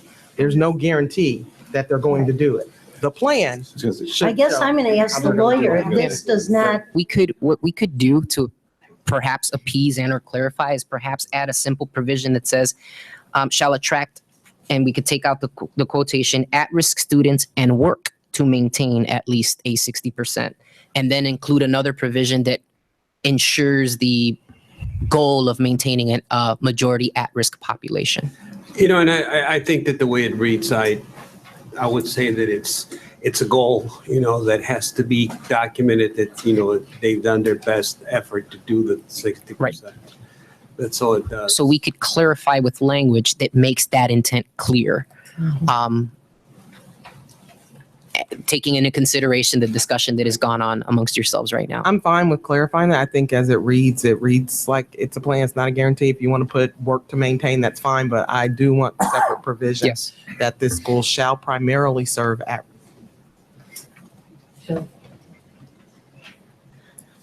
okay.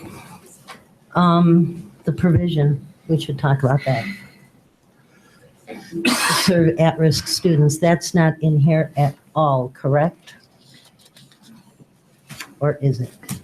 No.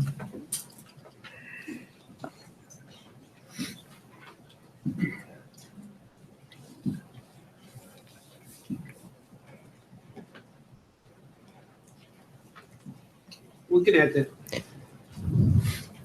It does say on page 2, under the first, or the whereas number 3, maybe it's quoting actually charter school law, I take that back, that they're supposed to serve a substantial proportion of at-risk students. Okay.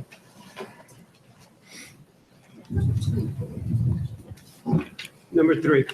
And I think Number it's straight 3, out of. yeah. That's out of the law. That's out of Yeah, law. that's federal So we're law. okay Number 2 of with the that, recital. Tracy, right? Okay. It's not on page 1, it's number 2. Yeah. Yeah, that just says the law was enacted for the following purposes. That doesn't say they're doing anything with it. It's a truism that's just confirms what I just said, that that's the law.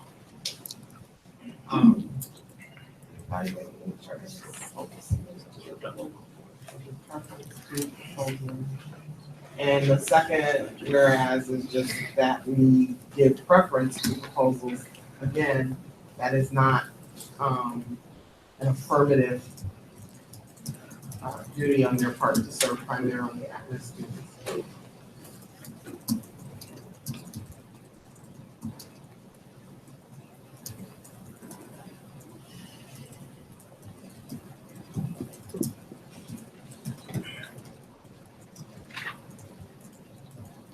So could we get some guidance as to paragraph small c? Is there something else that we need to add or not to the recruitment and enrollment, because it does say shall attract and maintain? Which was my point. So in the original proposal on page A, there's the language, EMSA's goal is to enroll 60% of our student body from low-income households. We anticipate that our students' educational needs will vary greatly because we will focus our recruitment efforts on diverse populations, low-income ELL, students of color, especially in Elgin. And we will also anticipate interest in our program from a cross-section of the U46 population. So in other areas of this contract, it's referred back to the proposal, right? So I mean, there is this language here that EMSA's goal is to enroll 60% of our student body from low-income households. The problem that I have with the language in this part of the contract is that, we're saying that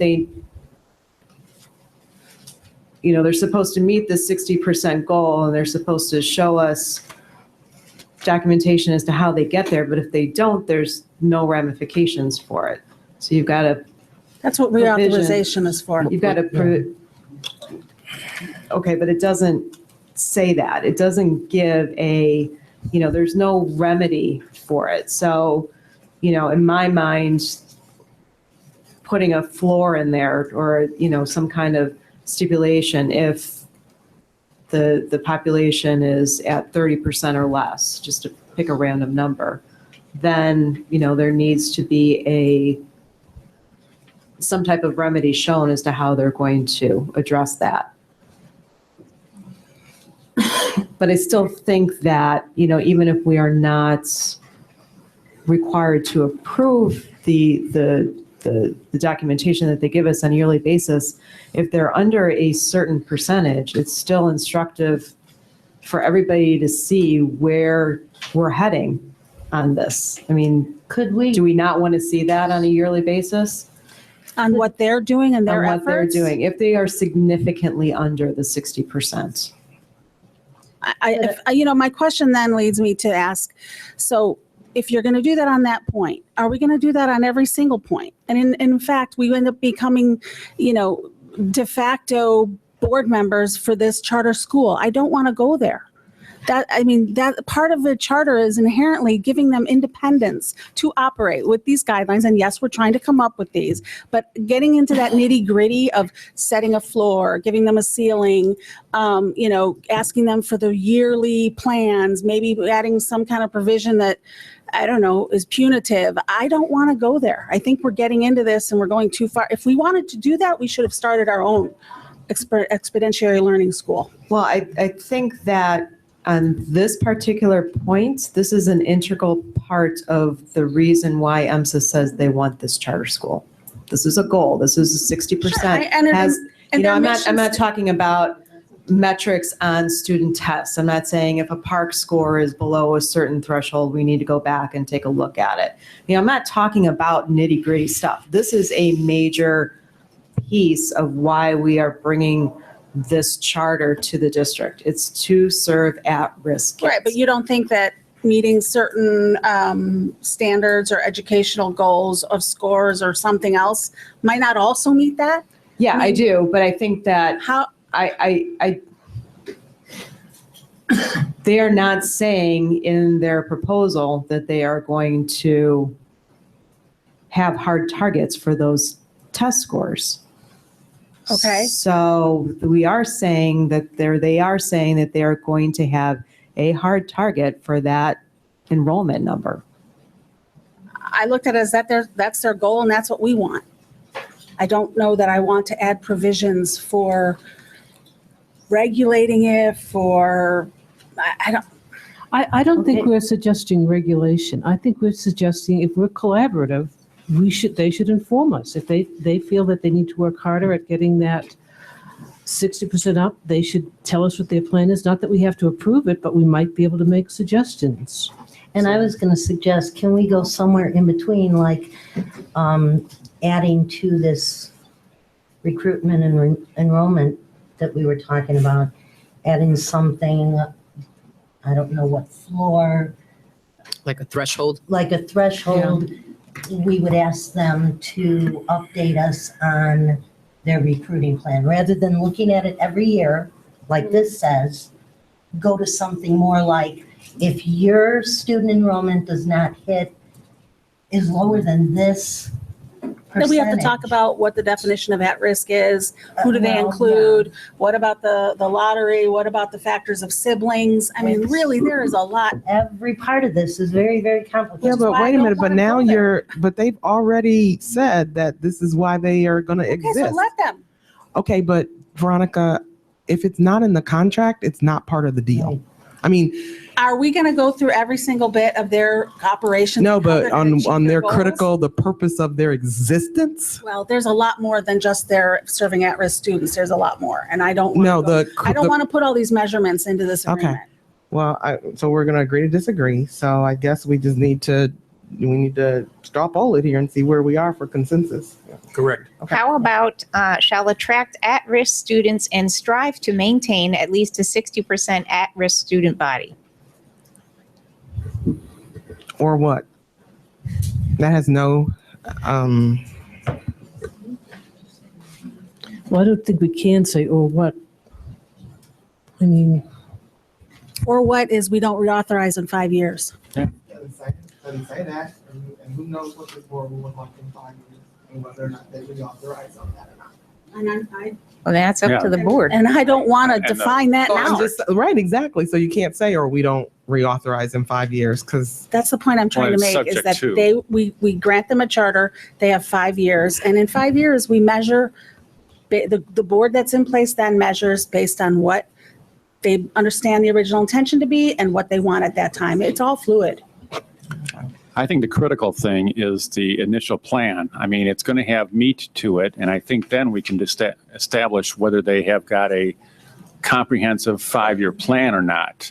That might be where this meat comes into it, is to say, in year one, our targets are realizing the points that you or Melissa brought up. they don't have 5 years to get to 60%. No, I'm not saying that. I'm just saying that if they don't, let's say they below the target or something like that, there should be enough to it to say a recovery would include factors A, B, and C. That would be a comprehensive plan, I think.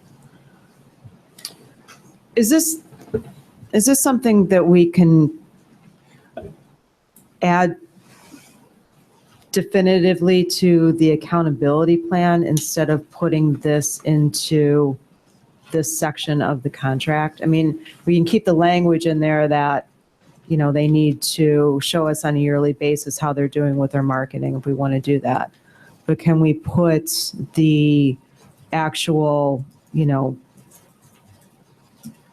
accountability of getting to that 60%? Because I'm assuming then with this accountability plan, that is what the board in 5 years is going to be looking at as far as reauthorization. I don't see a metric on the accountability plan right now that has anything to do with meeting this metric of 60% low income. So, in my mind, maybe that's where that needs to go. It needs to go into the accountability plan as a specific metric.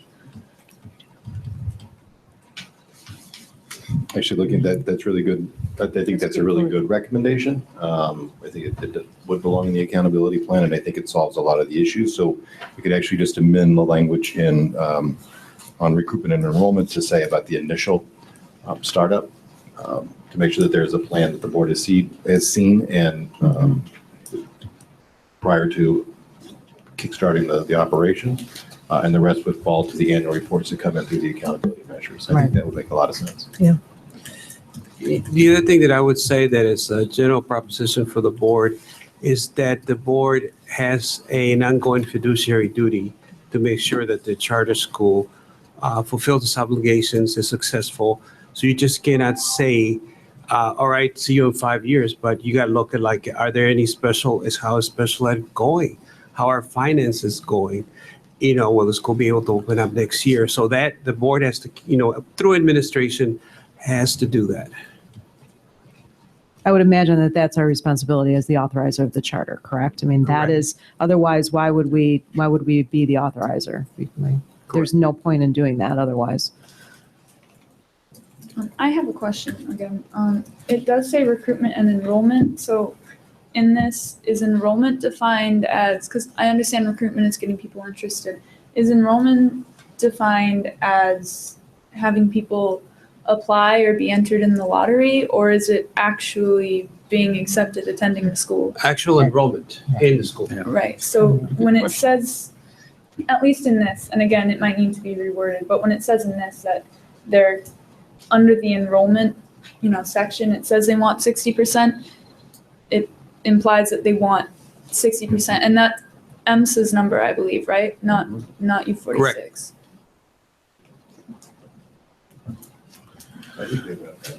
That sounds what Melissa recommended makes sense to the preponderance of the board. I think we have an understanding. If it makes sense. I think so. Okay. All right. Next bullet point is? Sure. The next bullet point, we required EMSA to notify the district of any material change to its curriculum. It's on the bottom of page 5, carrying over to page 6. And it states, in the event that the charter school and the district's calendars do not align, the district shall provide to the extent practical. The charter school shall notify the district of any material change in its curriculum subsequent to the date of this agreement. It's G.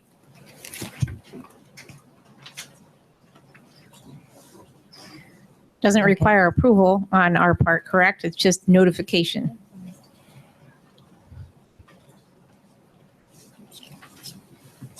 I'm fine with that. Everybody okay with that? Yeah? Okay. Okay. That was a quick one. Yeah. Next. All right. All right. Take 5 at a time now. I know, but it was, encouraging. The next point is the one I was referencing just now. This one carries over into page 6 from page 5.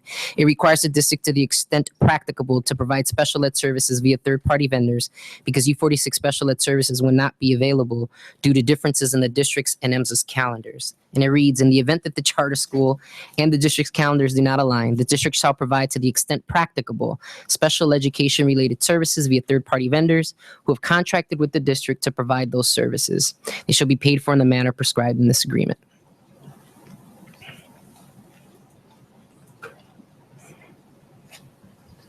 So this would be only that period when if they have they either start earlier than we do or the school year runs longer than. Yes.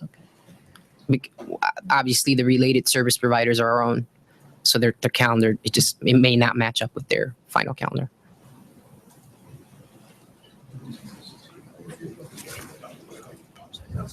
Yeah, you know what?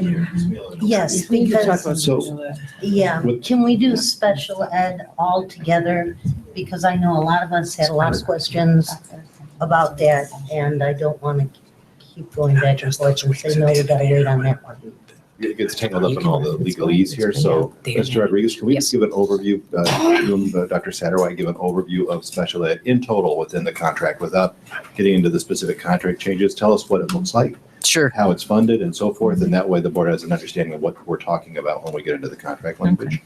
For the related services, we would use contract therapists to provide those services because of the differences in the calendar and also for the flexibility because we do not know exactly how many special ed students they will have or the needs of those special ed students. So being able to use the contract vendors will allow us to make those changes as their enrollment changes, as opposed to if we have our ETA contract or our ETA therapist, we're locked into like either full-time therapist or a part-time therapist. When we use contracts, we can make that adjustment to maybe they only need a speech therapist twice a week as opposed to a full week. So we can make those, and we currently use contract therapists as well to provide services to some of our students in U46. Can you talk about how that's talk about how that's funded then? How does that work within the financial component? For our contract services, we use our IDA grant funds to fund those. I mean, with it, so they get. Oh, you they said get about the a per capita relationship with tuition. IMSA. Correct. Okay. So Louise can speak to that. Yeah. So what I'm give an overview of how that Correct. works. So Sure. So this is part of what we would be working with EMSA as far as negotiating. But what we're proposing is the district would actually, as Dr. Satterwhite stated, provide the related services and then figuring out a way to deduct that from the per capita tuition costs from the student. My understanding is in EMSA's working with Mr. Burnage, they estimated the amount to be about $10,000. Our understanding is the allotment to that for specialized services is $900 per student. So a reduction for whatever the percentage of special ed students is at EMSA, because we don't know what that'll look like. Let's assume that number is 20. Well, then a reduction in the per capita tuition costs for those 20 students, excluding the $900 amount, which addresses a lot of the questions. Is it possible for us to defray those costs? The reason we're contemplating that as an option is because, as all of you know, our district would be the local educational agency for this charter school, for EMSA. So that means in the event of any violation of IDEA or any other rights that a student with a disability has, that onus falls on the district. That means we have to defend it. We have to respond to the complaint. So Dr. Satterwhite, in discussing this, our agreement is that it might make sense to have our own service providers do that. And again, defraying that cost by reducing the PCTC for the disabled students that attend the charter school. Does that kind of answer the question, Mr. Sanders? So we're not just talking about the specialists on those days where our calendars don't align. You're talking about funding for the entire auxiliary services that could be provided to EMSA on a yearly basis. Yes, and I apologize. I switched gears because Mr. Sanders was asking for kind of a holistic view on the SPED piece. So yes, you're absolutely right. That's what we're looking at, and that's what we would sit down with EMSA to try to figure out how to make that work for both parties. So would EMSA have any say on who's contracted, or would it simply be assigned by our district? Well, we could work collaboratively with them if they wanted to interview. The way it works now, that the contract company presents candidates to us, and then we interview those candidates and let that contract company know whether or not we want to go with that therapist. And we could work with IMSA in interviewing that individual that will be working with their. And the reason I ask that is because if you're having a therapist for a brief period of time, I don't think it's as critical. But if let's say it's a student that needs a one-to-one, and then that person is going to be there all the time and be part of that school environment and that team, they should have some say in who's part of their teaching staff or their providing services. So that's the reason I asked that. I think it'd be great if that was in there, that they could be collaborative. Yes, in their choices. On that note, Board Member Nolan, which is a valid point, as you know, we have to have those IEPT meetings. The EMSA staff would be part of that. I think the most important consideration with respect to the provision of special education services is the idea that whoever is overseeing that, the case manager that the charter school assigns, they have to have a fantastic communication rapport with Latrice and her staff, because it would be prudent to know, is there someone in the building who might need a one-on-one aid? What is the extent of related services that the district's going to have to provide? If that communication has to be collaborative and ongoing, and we built in some provisions in the contract to address that. Thank you. So I'm uncomfortable speaking in this global sense without seeing specifically where it is in the contract. So I prefer we go to the sections that we're talking about. I just thought as you get into those specific sections, to have an understanding of what it looks like. Where we're going. Okay. Overall, I thought it'd be beneficial to know what that is. So would you propose continuing through the bullet points and then we'll keep, okay. Because that one has to do with special education. Yes. So I will continue with the adoption of the student code of conduct. Is that where we were? Well, is everybody okay with the calendar changes to the days? Requires the district to meet them. Top of page 6, bottom of page 5. I'm okay with the provision that it's third-party services, but again, we're funding that through that $900 or whatever we negotiate reduction in PCTC, correct? That's what we're proposing. Okay. And we're all okay with that part of it. Okay. All right. Now, charter school. Yes, so student discipline. So that piece, the charter school, we're recommending they adopt the U46 Student Code of Conduct simply because it's a robust document, as the board knows. It's easy just to, it's a lot easier actually for both parties with respect to keeping tracks of students. It might have to leave the EMSA for academy for a disciplinary concern or vice versa. So what we did was we struck the language that was originally in paragraph I, the top part, and we added the charter school will adopt the district's student code of conduct, including modifications and or amendments made during the term of this agreement, which will include the district's process for student expulsions and alternative placements. I am not okay with prescribing to them what code of conduct they have to use. I don't think that's necessary, and it's not a main part of the agreement. And I think they should have the latitude to adopt and develop their own student code of conduct and student discipline practices. I believe that unless you can correct me, is that they agreed to adopting the district student code of conduct. I don't think there was a problem. The last we We would discussed. really like our principal to make that final decision, though. So we can start with this and I think we said the code of conduct or something similar to that. So the way you've written it now, yes. Does this mean that expulsions would come to us, the school board?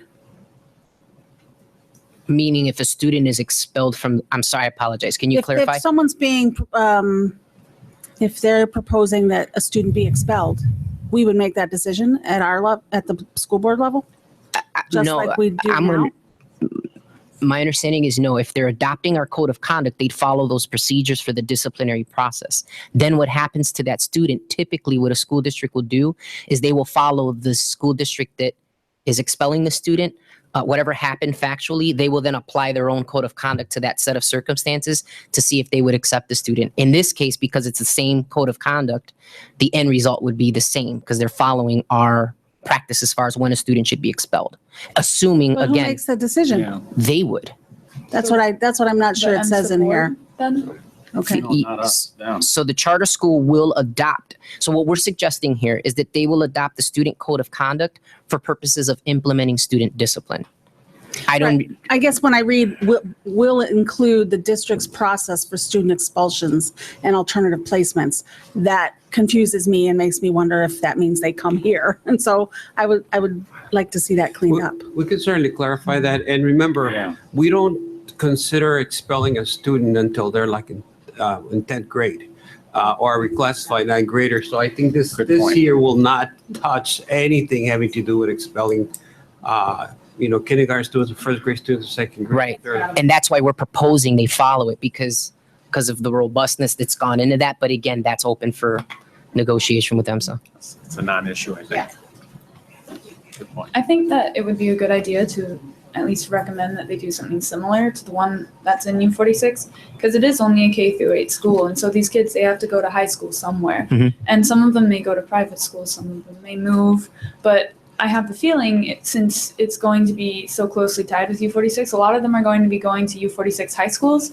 And so I think it would be in their best interest that they're familiar with the code of conduct in U46, since it's pretty standard throughout the entire district, high school or otherwise, so that when they are ready to transition into high school with the rest of the district, they're aware of the expectations and the repercussions of misbehavior. Just briefly to address, I think Mr. Costello, you addressed that best. For the younger students, it's almost never, it's almost always a non-issue in the fact that it's rarely ever pursued for those younger students. So we would be working probably with EMSA with finding another school location. Well, and I think that brings up a good point of why it is important that they follow our code of conduct. I would feel more comfortable with that because one of the problems with charter schools inherently is, not inherently, but one of the problems with charter schools is that they manage the enrollment through the expulsion process. And I am not okay with just giving unfettered discretion on expelling students.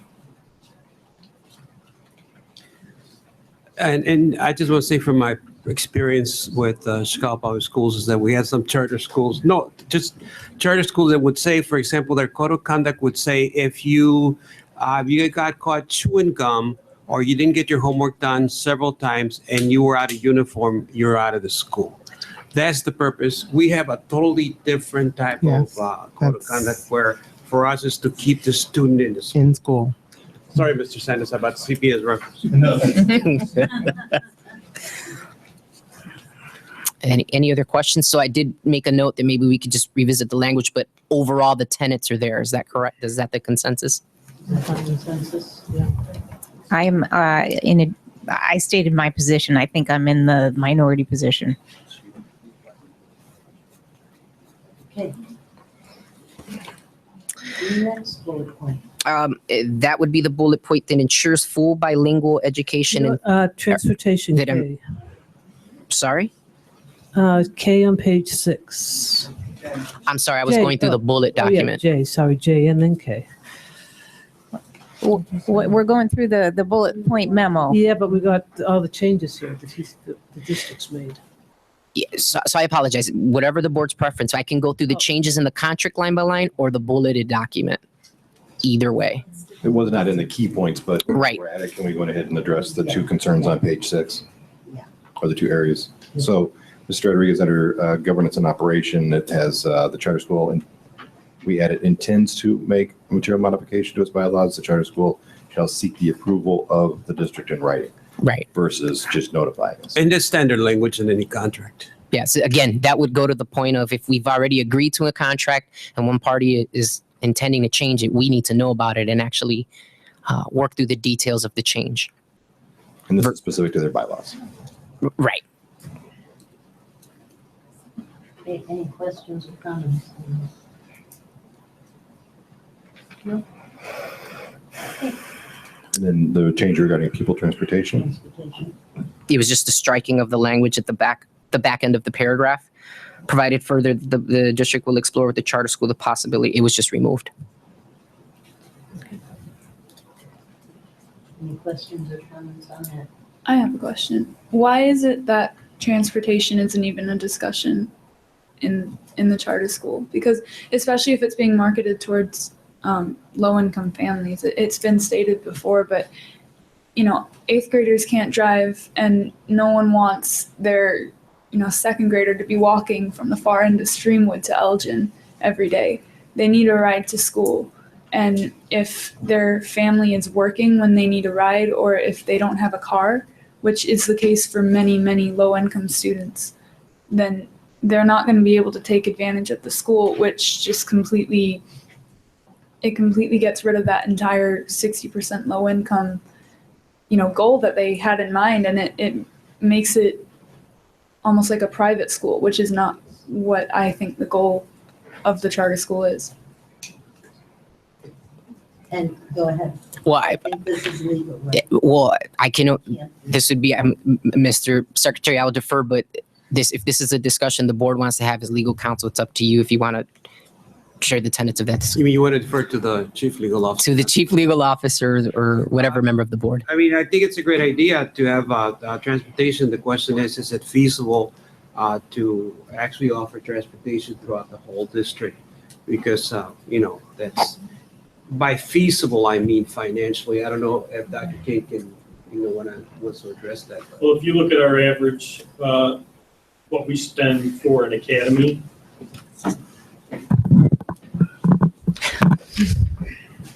so if you look at what we're spending to transport for each academy, we're spending over $250,000 for each one. My guess is that would tie up 20 to 30 buses every morning to do that for the charter school. That would also mean we would need to increase our fleet by 20 to 30 buses because now we're taking them out of the equation to service our students. That would be pretty significant at $85,000 to $95,000 a bus in addition to the drivers. I mean, I understand that.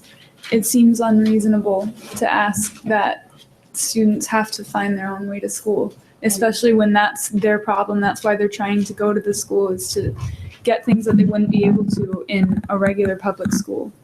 And so I understand that financially it's hard, but there's got to be other solutions than maybe getting buses. Maybe there's other ways we can pull that together. But if the charter school is going to open, and if they want to have, a certain demographic of the district, transportation has to be in here. And I don't necessarily disagree with you, Casey, but I'm not sure how feasible it is. And I don't know, and Veronica, you have spoken about this before, so I think, can I defer to you as to it's really not required and how some? Well, what I'm trying, right now, the question going through my mind is, I understood that the charter school EMSA was going to provide some type of transportation to the Elgin area, and that's where their focus was. And I, as a middle ground, I was comfortable with that. But when I'm reading this now, it sounds like we're not going to ask them to do that anymore, and I'm a little uncomfortable with it. We can certainly add it. It is part of their proposal. Their proposal was to have at least transportation services along the major corridor of Elgin, if I remember correctly. But it is not built into the contract. So if the board wants to make sure that that does occur, we can build it into the contract. So would the proposal be retaining the language and then elaborating on it more? Yeah, or we can go back to the language of the proposal as submitted in January that did specify how they would offer some transportation through Elgin. I just know and incorporate that within the when I contract was language. in elementary school, the district would move a bus stop if a child had to walk from their bus stop to their house without a sidewalk or without streetlights. So walking from, one end of Elgin to the other, just. I don't disagree with that. I mean, I think that if EMSA is going to make the statement that they are serving the entire U46 population, I don't know how on earth they think that they're going to do that without transportation. That being said, what we struck out of this one portion of the contract is only that we will not be providing transportation on our buses at their cost, that we can't do that operationally. It still says in here that if the charter school chooses to provide transportation to its regular education students, then it shall be solely responsible for the cost of such transportation. So, I mean, it's not saying here that there will not be transportation. It's putting the onus on EMSA to figure out how they are going to transport their kids. But to Veronica's point, the original proposal included transportation in Elgin at designated pickup stops, which I didn't agree with back when we first discussed it, but I think I was in the minority on that.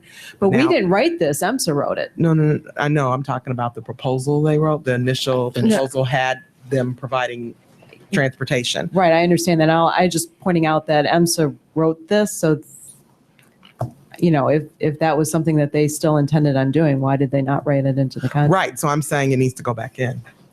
I'm saying they took it out and it needs to go back in. I understand it's not part of this specific part of the contract, and I understand that it's not the responsibility of U46.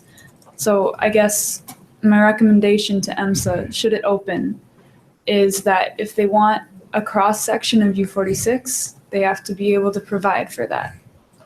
So what I'm saying is that that's not something we can leave to, hey, we hope you'll consider it if you open.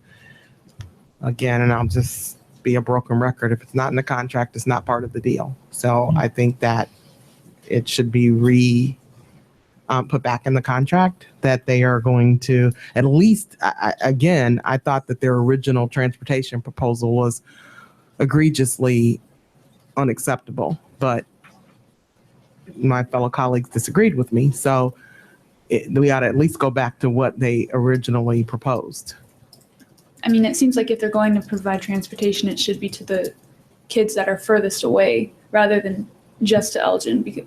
And that's something that can be discussed like when they actually get the rosters for who's going to go, because maybe it will be all Elgin students and that won't be a problem at all. But if you got someone coming from, you know, far in the stream, if you got someone coming from Bartlett or Wayne, Right, but that would have to already be in the contract specifying, and that wasn't their original plan, was just to the extent somebody could get their kids to an Elgin point was their original plan. It did not, and I agree with you, Casey, it should provide transportation across the district, but it didn't. So I'm just saying that it ought to at least go back to what the original proposal was minimally.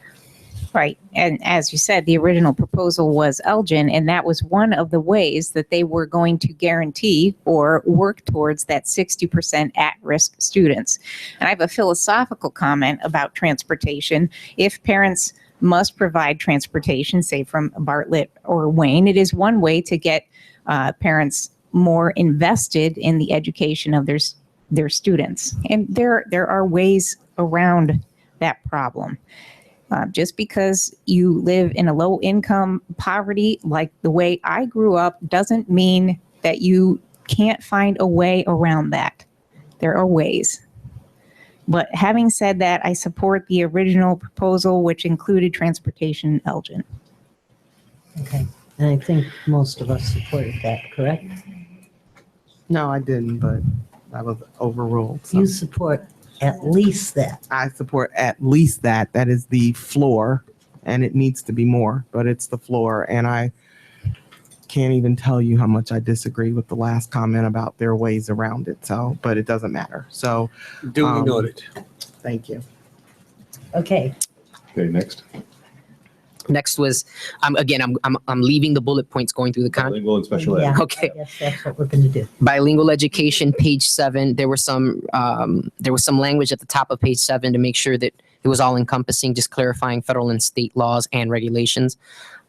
Later on in that paragraph, including regulations, and then at the bottom, students in the charter school will not be denied the right to participate in bilingual ed due to special education programming needs. Similarly, students in the bilingual education program should not be denied the right to participate in special education programming.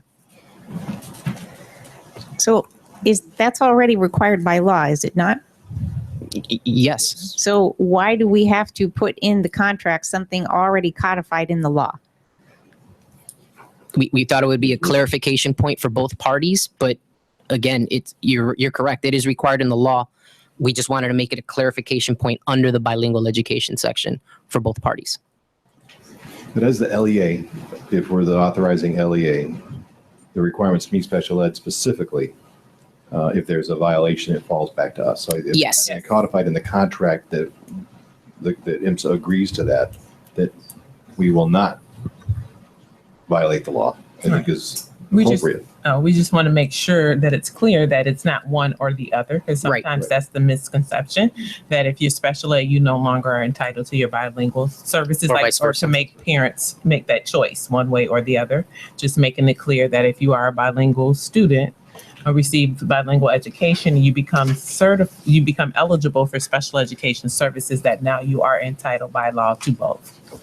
And it is not unusual to call out important contract points, even if it is codified in law. It's not unusual in contract language to call out specific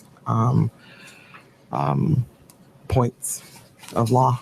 I have a question. Does dual language, two-way dual language fall under this provision? Would that be considered bilingual education when you're looking at it from this frame of mind?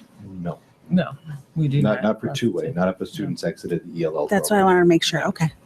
So this would not require them someone couldn't come in and say, well, you have to offer me dual language. Correct. Okay. Any other questions, comments? Are we okay with the way that stands? Everybody? It's fine.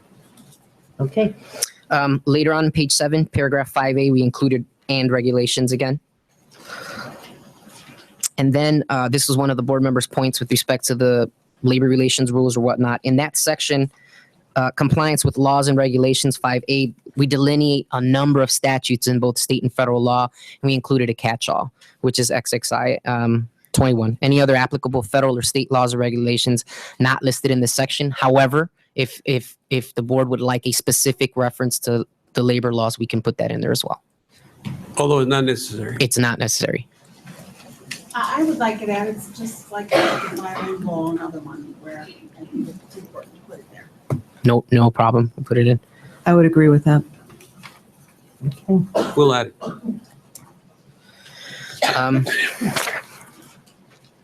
Moving on, the next change is a substantial one that we discussed earlier. It's paragraph G on page 11 under the paragraph building. It's the addition of language. The parties agree that the charter school must have Regional Office of Education permits for construction and rehabilitation of the facility by no later than September 30th, 2017, and an occupancy permit by no later than May 15th, 2018 as a key condition to the agreement. And I just wanted to let you know that our staff experts, the director of plant operations, our architect through Dr. King, they went and did an inspection. So based on their understanding of what it would take to opening up this facility, that's why the language is written, the requirements in order for the facility to open when it's supposed to open. Because just to clarify, they have to do this through us. I mean, the Regional Office of Education won't issue them building occupancy permits or building permits. It has to go through us. Correct. It'll have to go through this board, correct? Can I ask a question? Go ahead. Why are we not naming the building specifically? That's a good point. Well, and I have a question kind of that goes along with that. So if for whatever unforeseen reason, something were to happen and one of their buildings or something isn't viable, whether it's this year or coming year to open or year 3 or 4, something happens, whatever that could be. How would they be able to then make plans and changes and find something else or another location? Like, do they have that flexibility? Would this language be able to be modified such that you're basically implying that they need to have these permits in place and get everything done in time, but they would also come back and work with us if something catastrophic happened, right?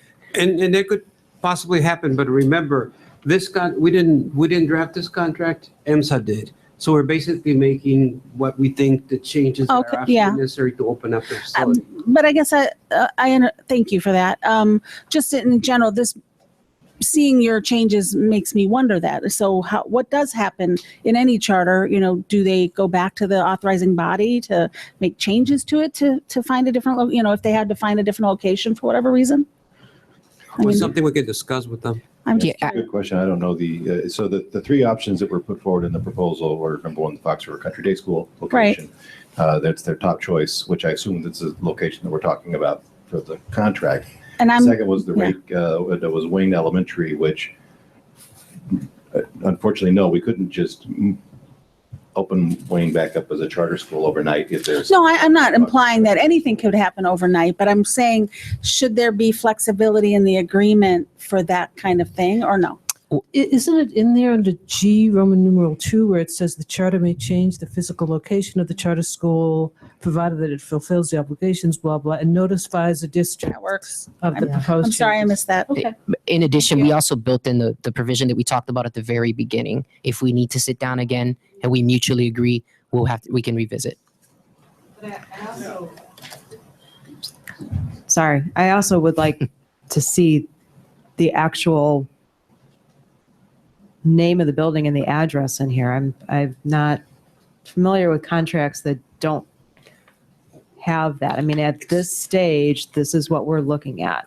Right. So why the physical address of the building is not part of the contract. It's in the actual proposal. But it needs to be in the contract. Right. I mean, we can include it, like I said earlier. That's not a problem. Because we're really only doing one building at this point. I mean, there's only one building we renovated. There'll be other buildings in the future, but this only refers to that one building. I think that's your point, Melissa. Is it that?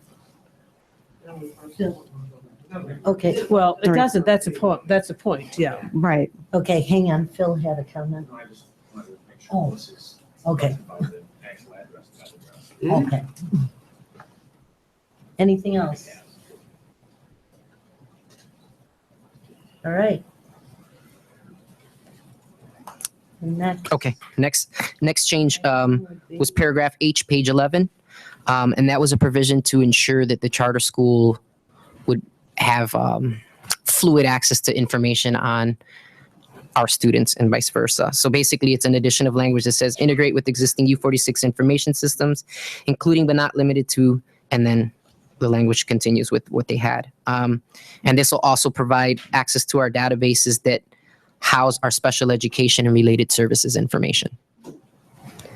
I had a question about this one. Okay. So I can understand the motivation here, but who bears the cost if EMSA has to purchase the licenses, et cetera, to access our systems? And couldn't an alternative be that EMSA provides student information to us as we request?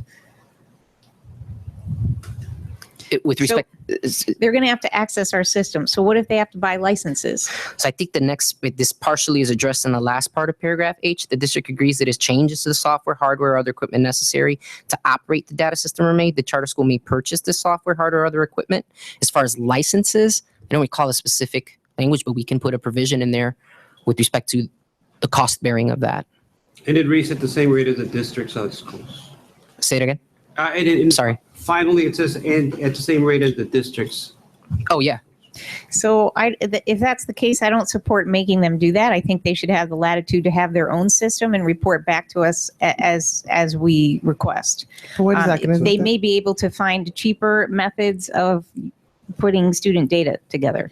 So I don't. Isn't that already their language? It is their language. They already We would have agreed to to our change their system. language, yeah. So I think there was pretty much consensus between both sides that they're going to need a student information system. Right. And to go out and at this point try to select one, select a vendor, have it up and running by the time the school would start would be very prohibitive. I mean, it's a long process to get a student information system, a special education system. So I believe that there was consensus that they would just come onto ours. Their language, if you take out our language, their language in this paragraph already agreed to use the district system and purchase it at the same rate as the district's other schools. So they've already agreed to that. That's a fair point. But we did add integrate with the existing U46 information systems. So if integration, that word is expensive, that was my concern. But that's a fair point that they already agreed to the rest. This actually, I think, will help the EMSA team quite a bit as well, because it would allow us to report data to the state for the whole district, and they wouldn't have to. State reporting is really onerous, and it would be much easier for us to add them as another site and be able to sort of report up to the state on their behalf, which, in my understanding, how say Cambridge Lakes works with the District 300 team. So I think this would actually work a lot better for both parties. All right, then. Thanks. And I want to make just one point. I just know, having been on the receiving end of the information that gets shared on special ed, it is extremely critical that they have all that information available to them. And that system is not easy to, I mean, any special ed system, they're all difficult, they're all onerous. And I can't imagine them wanting to do that on their own. Okay, thanks, Veronica. Any other comments on that item? Okay. All right. The next proposed change was page 12, funding procedure. And it's the addition of the language, paragraph D, beginning in the 2018-19 school year and for each subsequent year of the term of this agreement. The addition is subject to the district's receipt of its GSA from the Illinois State Board of Education. That's the addition. And then the language continues with the removal of having to calculate each quarter the per capita student tuition payment. And then the addition of the word annually at the end of that paragraph. Because we only use one per capita tuition for the whole year, right? That's right. One statement. Any other questions, comments on that change? So GSA is not our only source of funding. In fact, it's a small portion of our funding. So could the potential happen that we don't receive our GSA and then EMSA doesn't receive any payment from us? They would get their local share of the PCTC, correct, Dr. King? No. The local share. So what comes out of local Oh, out property of property taxes taxes, yeah. would go. But if we're not being paid by the state, then we also would not be remitting payments to them. So they would still get the local share. Absolutely. At least that's my understanding. Are you correct? So I'm not sure that's clear in here. To me, it sounded like if we didn't get GSA, they weren't going to get paid.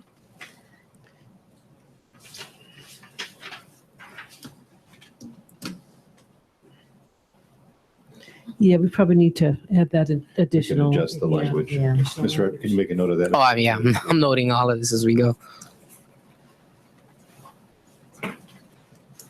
Both Mr. Rodriguez are taking notes. And Mr. Lindholm and Dr. Satterwhite.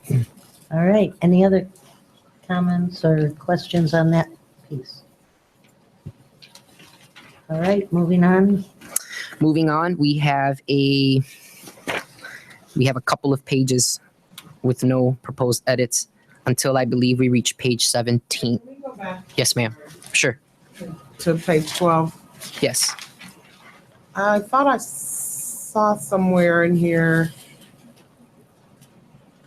maybe it was earlier.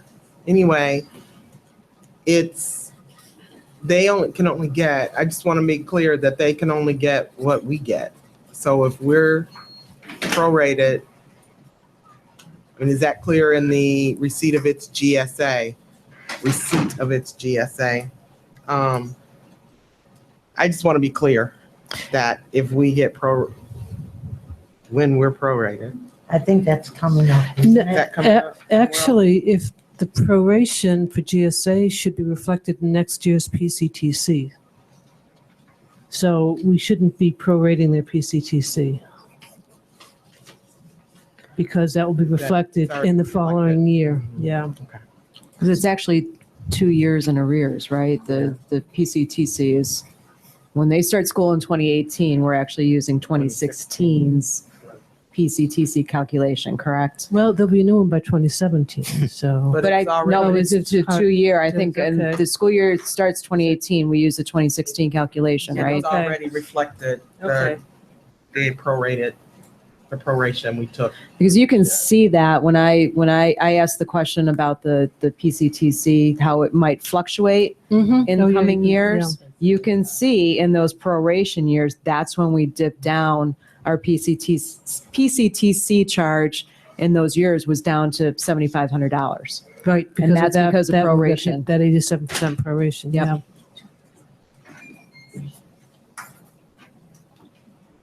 Okay, Tracy, Mm-hmm. you're okay? All right.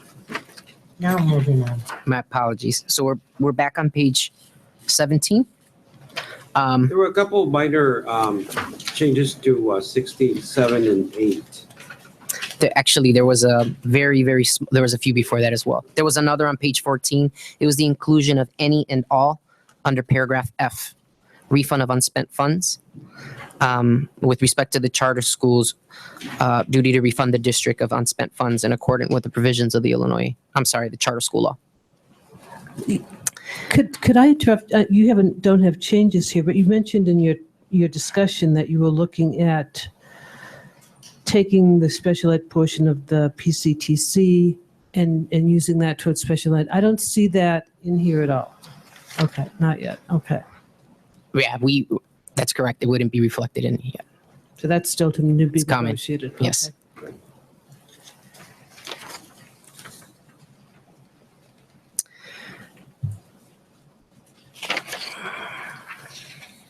Miguel, you had another edit you saw before page No, 17? I mean, only if the board members have any questions, but there is significant changes. Okay. Like accountability plan and aid on page 16, exhibit C, but they're really changes that really have no substantive meaning. All right.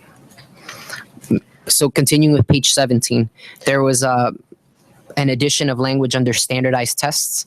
After a lengthy discussion with Dr. Satterwhite, the proposal is that the charter school shall also administer alternative tests, such as alternate access and dynamic learning maps. As required, the charter school shall also ensure all relevant staff who administer standardized and alternative assessments are properly trained. in doing so. Is that required by law? Yes, it is. Okay. It's included in the IEP. Any other questions, discussion? Okay. Paragraph C, site visits. The additional language that we included midway through the paragraph is the district may request that the charter school make available for inspection any and all records kept and maintained in accordance with this agreement, the accountability plan, and applicable federal and state laws and regulations, except in emergencies. Are there any questions? I wanted to clarify the language that I just shared, except in emergencies, that's in addition to the last sentence. So except in emergencies, the district shall provide the charter with at least 24 hours prior notice of such site visits. Are there any questions or comments on that? What would constitute an emergency on the district's part? I could think of a student being badly injured. It's an IEP student, like an immediate need to access the student information. Miguel, I don't know if you had another one. Well, there was, just in my previous life, we had ISB come after us essentially and said, this particular high school has not complied with basic, special education, so we're going to withhold funding. Okay. That would be an emergency. Okay. Okay. Any questions, comments? All okay with that? Okay. Paragraph 17, we discussed this earlier, but again, broadening the scope of special education to specialized services. And the reason for that is because there's disability laws other than IDEA that would be applicable to the charter school as well, such as Section 504 of the Rehab Act. Paragraph 18, page 18, paragraph 9A1.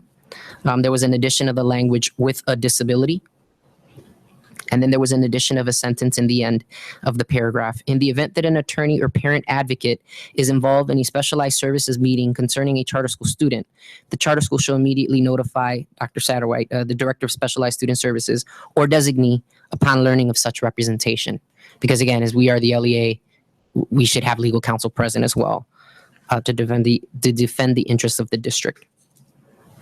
So there's language further down that says that prior notice has to be given to the Director of Specialized Services regarding meetings, correct? Yes. So in this instance, are we talking about an attorney or a parent advocate that shows up to an IEP meeting unannounced? It could be both. There are instances where that happens. So notice for a meeting is one thing. Right. But then the day before the meeting, parent can invite an attorney or an advocate. We just need to know. Right. So this is covering instances. That was Correct. just my question. Yes, This ma'am. is covering instances where they come in unannounced or Yes. with too short of a notice to be part of that prior notice. Correct. Okay. Any other comments, questions on that? Just one other question. Does it cover us to have attorney, just solely an attorney or parent advocate? Should that also include any other guests that a parent might bring in, such as a doctor or a psychologist or? I'm not necessarily sure it would be necessary. The reason is because there's another provision in here that requires the case, or that we want to negotiate with EMSA, that would require their case manager to be fully versed the same way our case managers and our specialists are. So they'd be able to deal with a lay person professional at the meeting. When you get into a parent advocate and or an attorney, that's where they start actually going into the specifics of the tenets of IDEA. And we want to make sure that we have equal expertise. We do believe that if their case managers provided access to RPD, they would have the level of expertise to deal with that additional person a parent might invite. It's not an advocate or an attorney. Right. Okay. May I continue? Are there any more questions? Questions, concerns? Everybody's okay with that? Okay. We added some language at the end of small 2, little 2 on 18 that says all students with disabilities enrolled in the district is required by law. because it previously said just special education students. And it's, again, this is what we're proposing. The same types of changes were provided in paragraph 3. I'll read those. It was the addition of language. In totem, it says, the charter school shall designate an individual who shall assume case management responsibilities. This is what we were talking about for disabled students at the charter school, and the charter school shall inform the district director of specialized services of the name of such designee. The designee will participate in mandated special ed training provided by the district in a manner prescribed by the district. The designee will communicate with the district's director of specialized student services and or designee on a regular ongoing basis as it relates to all special education matters at the charter school. And that, again, it's to the point that we brought up earlier. That line of communication for this to work has to be consistent and clear. Everybody okay with that? Any questions, concerns? It's mandated by the district? Is that what we're saying? In mandated special education, yes. So that is the what we're suggesting. The reason being, and again, we can discuss, your input would be very, very helpful. The case manager, we want to make sure they are trained in all aspects, as many aspects as possible of special education. We provide that training already for our specialists, our case managers, etc. So Dr. Satterwhite has been proposing inviting them and having them accountable to show up so that they understand how that the tenets of IDEA and special education law should be implemented at the charter school, because that's still our obligation. So, but we're not mandating that they do that. You're saying that the training is mandated by us to our people, and they have an option to attend. Or are you mandating them? I think we're saying that they need to attend. We are proposing that they need to. If they're poorly trained and something happens where they make the wrong legal decision, special ed decision, or related to special ed services of a student, we're the hook. We're responsible for that. So yes, we need to make sure that they're fully trained. And I don't think that there will be a disagreement on that. I don't think so either. If anything, it really is to the benefit of EMSA and their ability. And again, this is what we would be discussing at the negotiation table, for them to implement special education services to their student body. I also think it's to the benefit of parents to have the most qualified person at that table, because I've been involved in many IEP meetings, and there were times when the expertise wasn't at the table. And that is really, it doesn't help the student or the family at all. Thank you for that. That's spot on. And at the end of the day, we are still the LEA. We authorize this charter. We're still the LEA, so we are still on hook for due process. We are the ones that have to defend that. So we should absolutely require that they are trained by us, so that when it comes to defense, right, that we're the ones that are responsible. So supposing they could find less expensive training that was just as adequate somewhere else, who's going to pay for the training? Are we going to cover the cost of them attending our training? We don't pay, with our training is not per participant. We just pay for the training, and then myself and our assistant directors do training based on updates of the law and other information that we receive. So there shouldn't be any charge to them around professional development. As an employee of the district, sometimes I work with that Dr. Satterwhite and Mr. Rodriguez as far as training our staff. They would have the opportunity to just plug in. Okay. So it'd just be a matter of, show up on this date, we need you there, we're going to go over, you pick your topic that day. Okay. Again, this will be one of our schools, once approved. With respect to the yes. One of our schools, and they'll have the same opportunities for the professional development that we offer to all of our staff. Okay. Okay, any other concerns, questions on that? All right, moving on. There was a substantial addition, bottom of 18, top of page 19. The charter school will provide prior notice to the district's director of specialized student services and will allow the director or his or his or her designee to participate in all IEP and 504 meetings. This includes, but is not limited to, notification of initial evaluations, reevaluation meetings, or IEP meetings for updating or changing a student's special education services. Nothing in this section shall be construed to minimize the charter school case manager's obligation to regularly communicate with the district specialized student services director and her designee regarding all specialized services related matters. That's just to clarify, there's more notification required under the IDEA than just what most people would think an IEP meeting is, an eval. It could be anything where you're updating the IEP document or changing the BIP if the student has one or whatnot. So we just want to make sure that that line of communication is codified in here because it's very important. Is that included in IEP and 504 law as it stands now? The notification piece, yes. No, that paragraph. Is the paragraph that you have listed there that it's our addition, is that required by law? So we are the LEA for all IEP related matters. So in my opinion, yes. Could you explain what the LEA? Yes, I apologize.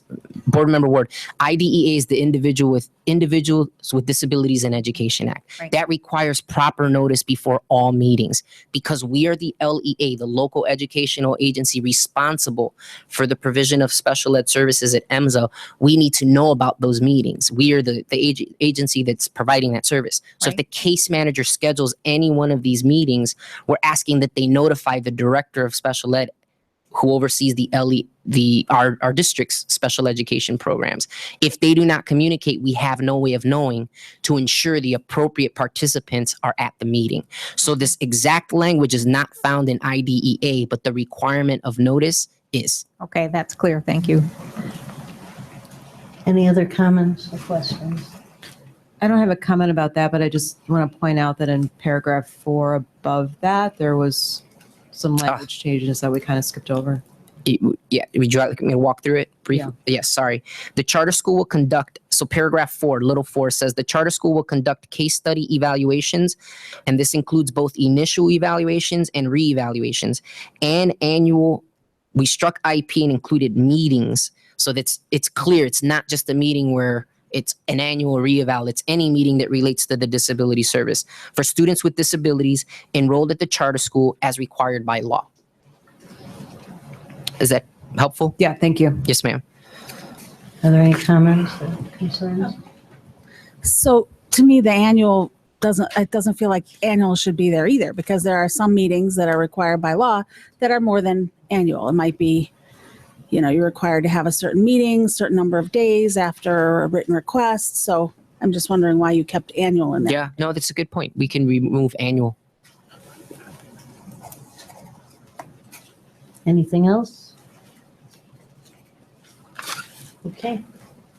Another change that was proposed was on, sorry, on page 19, little 6, students with disabilities, we remove special education students, just to broaden the scope of that, attending the charter school who are eligible. Any comments? Yeah, so what happens if there's a student that's severe and profound? And that could break the EMSA's budget right there, potentially. So what happens then? I'm sorry, is it with respect to this section or just in general? When it says students with disabilities. Well, the law requires the language students with disabilities, not just special education students. Am I correct? Yeah, so I think yes, you are correct. And I think to your point, what you're asking is, what about those students that are going to require a high amount of specialized services? At the end of the day, what we're proposing is we provide related services with that deduction from the PCTC to ensure those services are provided. If they cannot be provided at the facility of EMSA as a district, we still have to find a location so that that student can be educated. So, for example, yes, ma'am. A student needs diaper changes. They need feeding through a feeding tube. Then what? We're going to have to work with the staff at EMSA, if the student is there, to write their IEP in a manner where they can be provided services. If it cannot be done at EMSA, as a school district, we will have to find another school location to service that student. Okay. So you can't prevent, so going back to the enrollment piece, any student, MSA is open for any student who is within U46. Then if there's a disability, just like there is with any of our current schools, if there's a student that has needs that cannot be served in their neighborhood school, then we find an alternate placement through the IEP process for that student. Right. Correct? That's correct. So it'll follow the same process that we would for any student. Yeah, that's correct. But it doesn't mean that you could still have students that could be served at MSA, for example, visually impaired, hearing impaired, that we do have to provide services for. But their disability would not prohibit them from attending MSA. Right. And again, that's all individualized. We will have to work with those families. That's what I was going to add. Each one of those decisions, just for reference, is made by that team in those team meetings. So there's no blanket rule. It's all individualized, decided by the full team. And that's which will include MSA staff. right. Okay.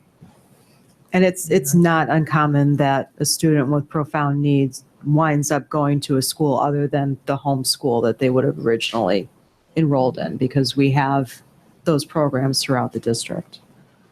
But I have a question on the second part of this. Of paragraph 6? Of paragraph 6.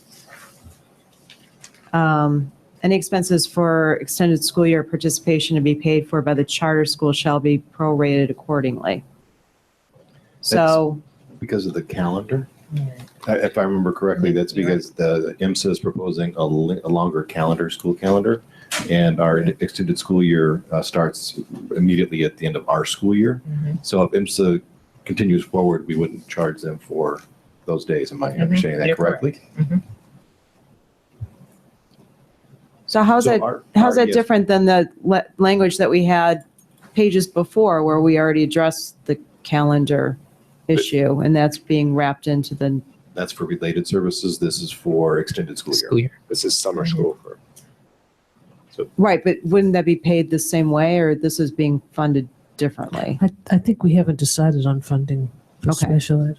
Okay, so that's, okay. But essentially, the student would still be, depending on their calendar, if it doesn't end at the same time that our calendar ends, and the student.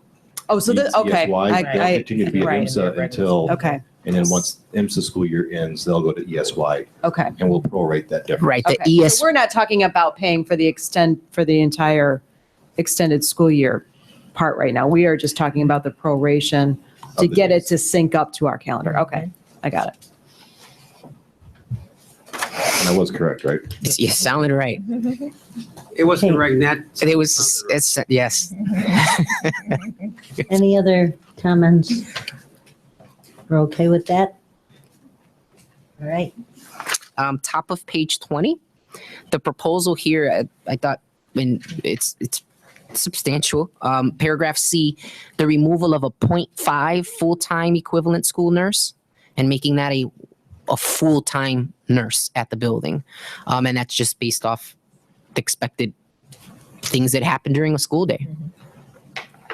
And again, this is with respect to personnel.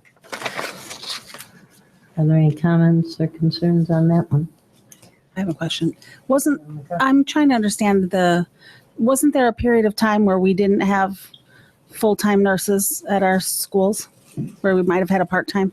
Not in my history here. No? There was, we did change from having the requirement for certified school nurses. We used to have a lot more certified school nurses, which are certified teachers who are also nurses. Right. We reduced that and actually hired more direct service nurses, RNs that aren't certified school nurses. Right.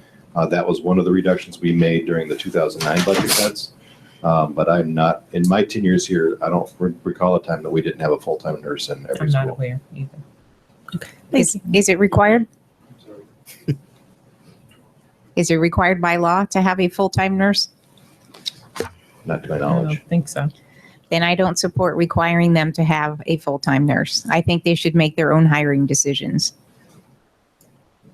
Okay, part of our reason for that full-time piece is due to the medical compliance that our RNs are held to by law.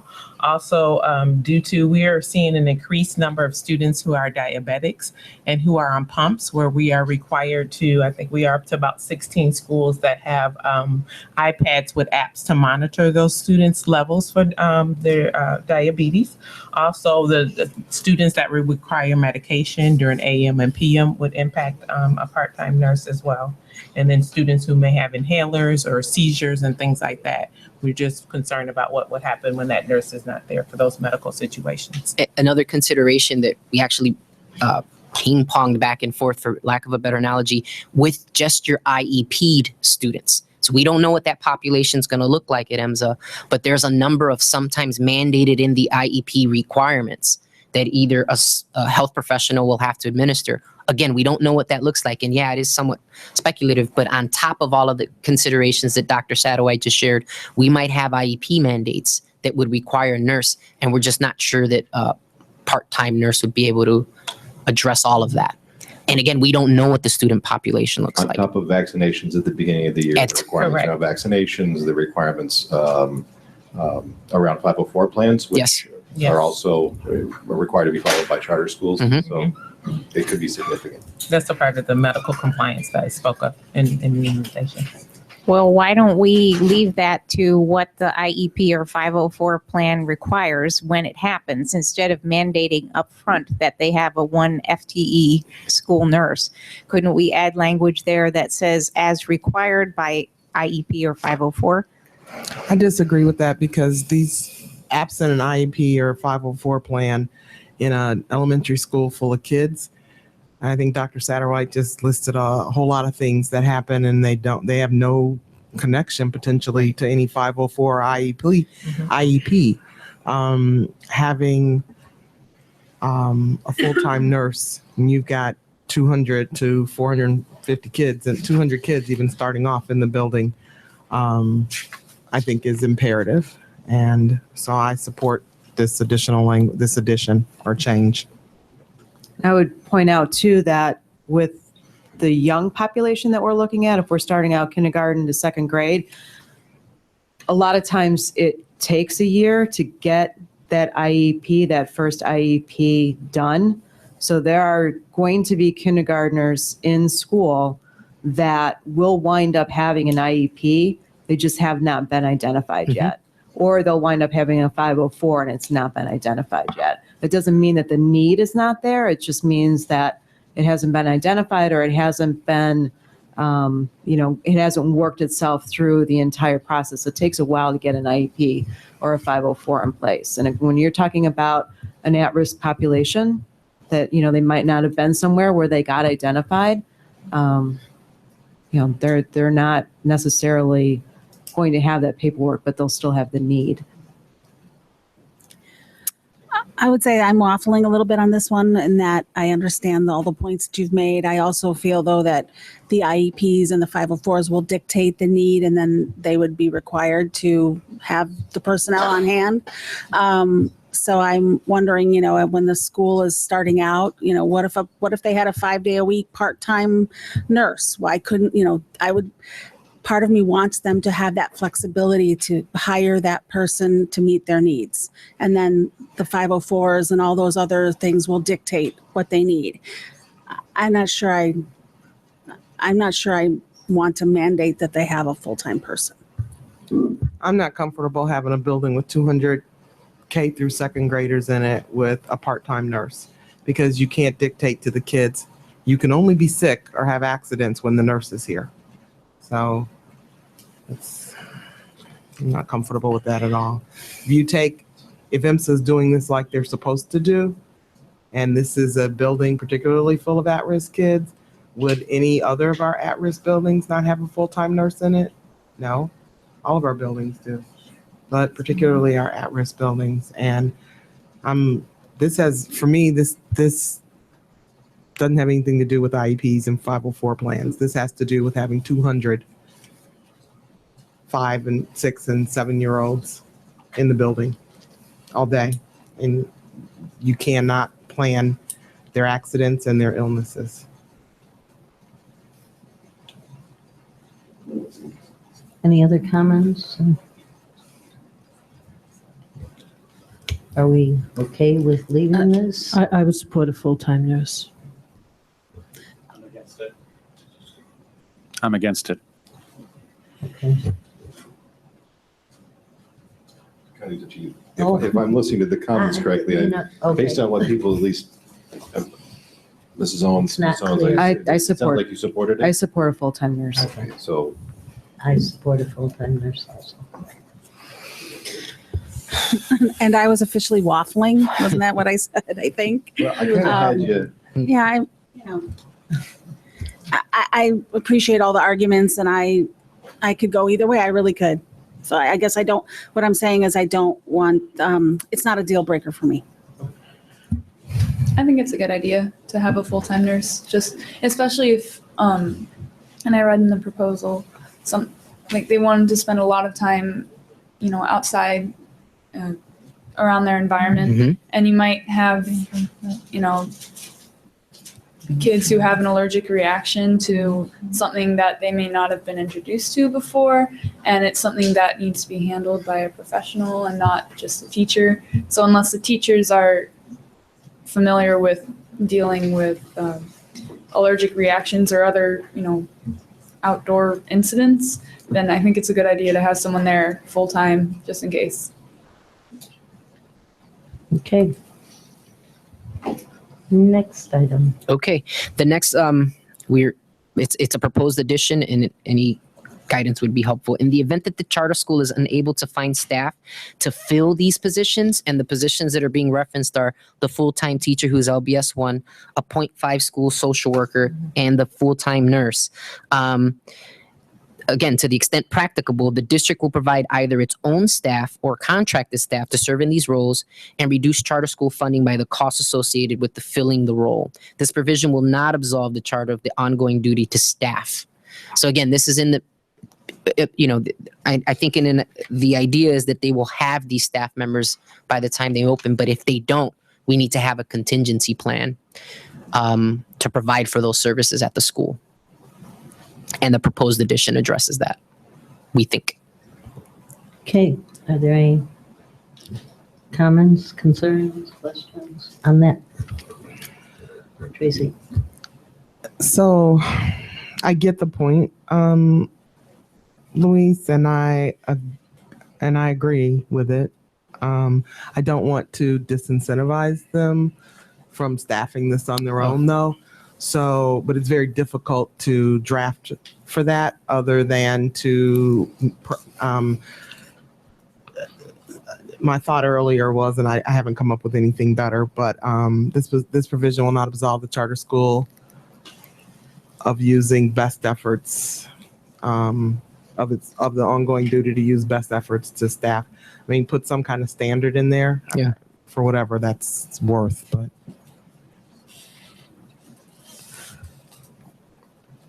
Any other comments or concerns? Okay with that paragraph? I'm not okay with it, but it doesn't matter. So. Okay. Because it's tied to the one FTE school nurse. I wasn't sure. All right.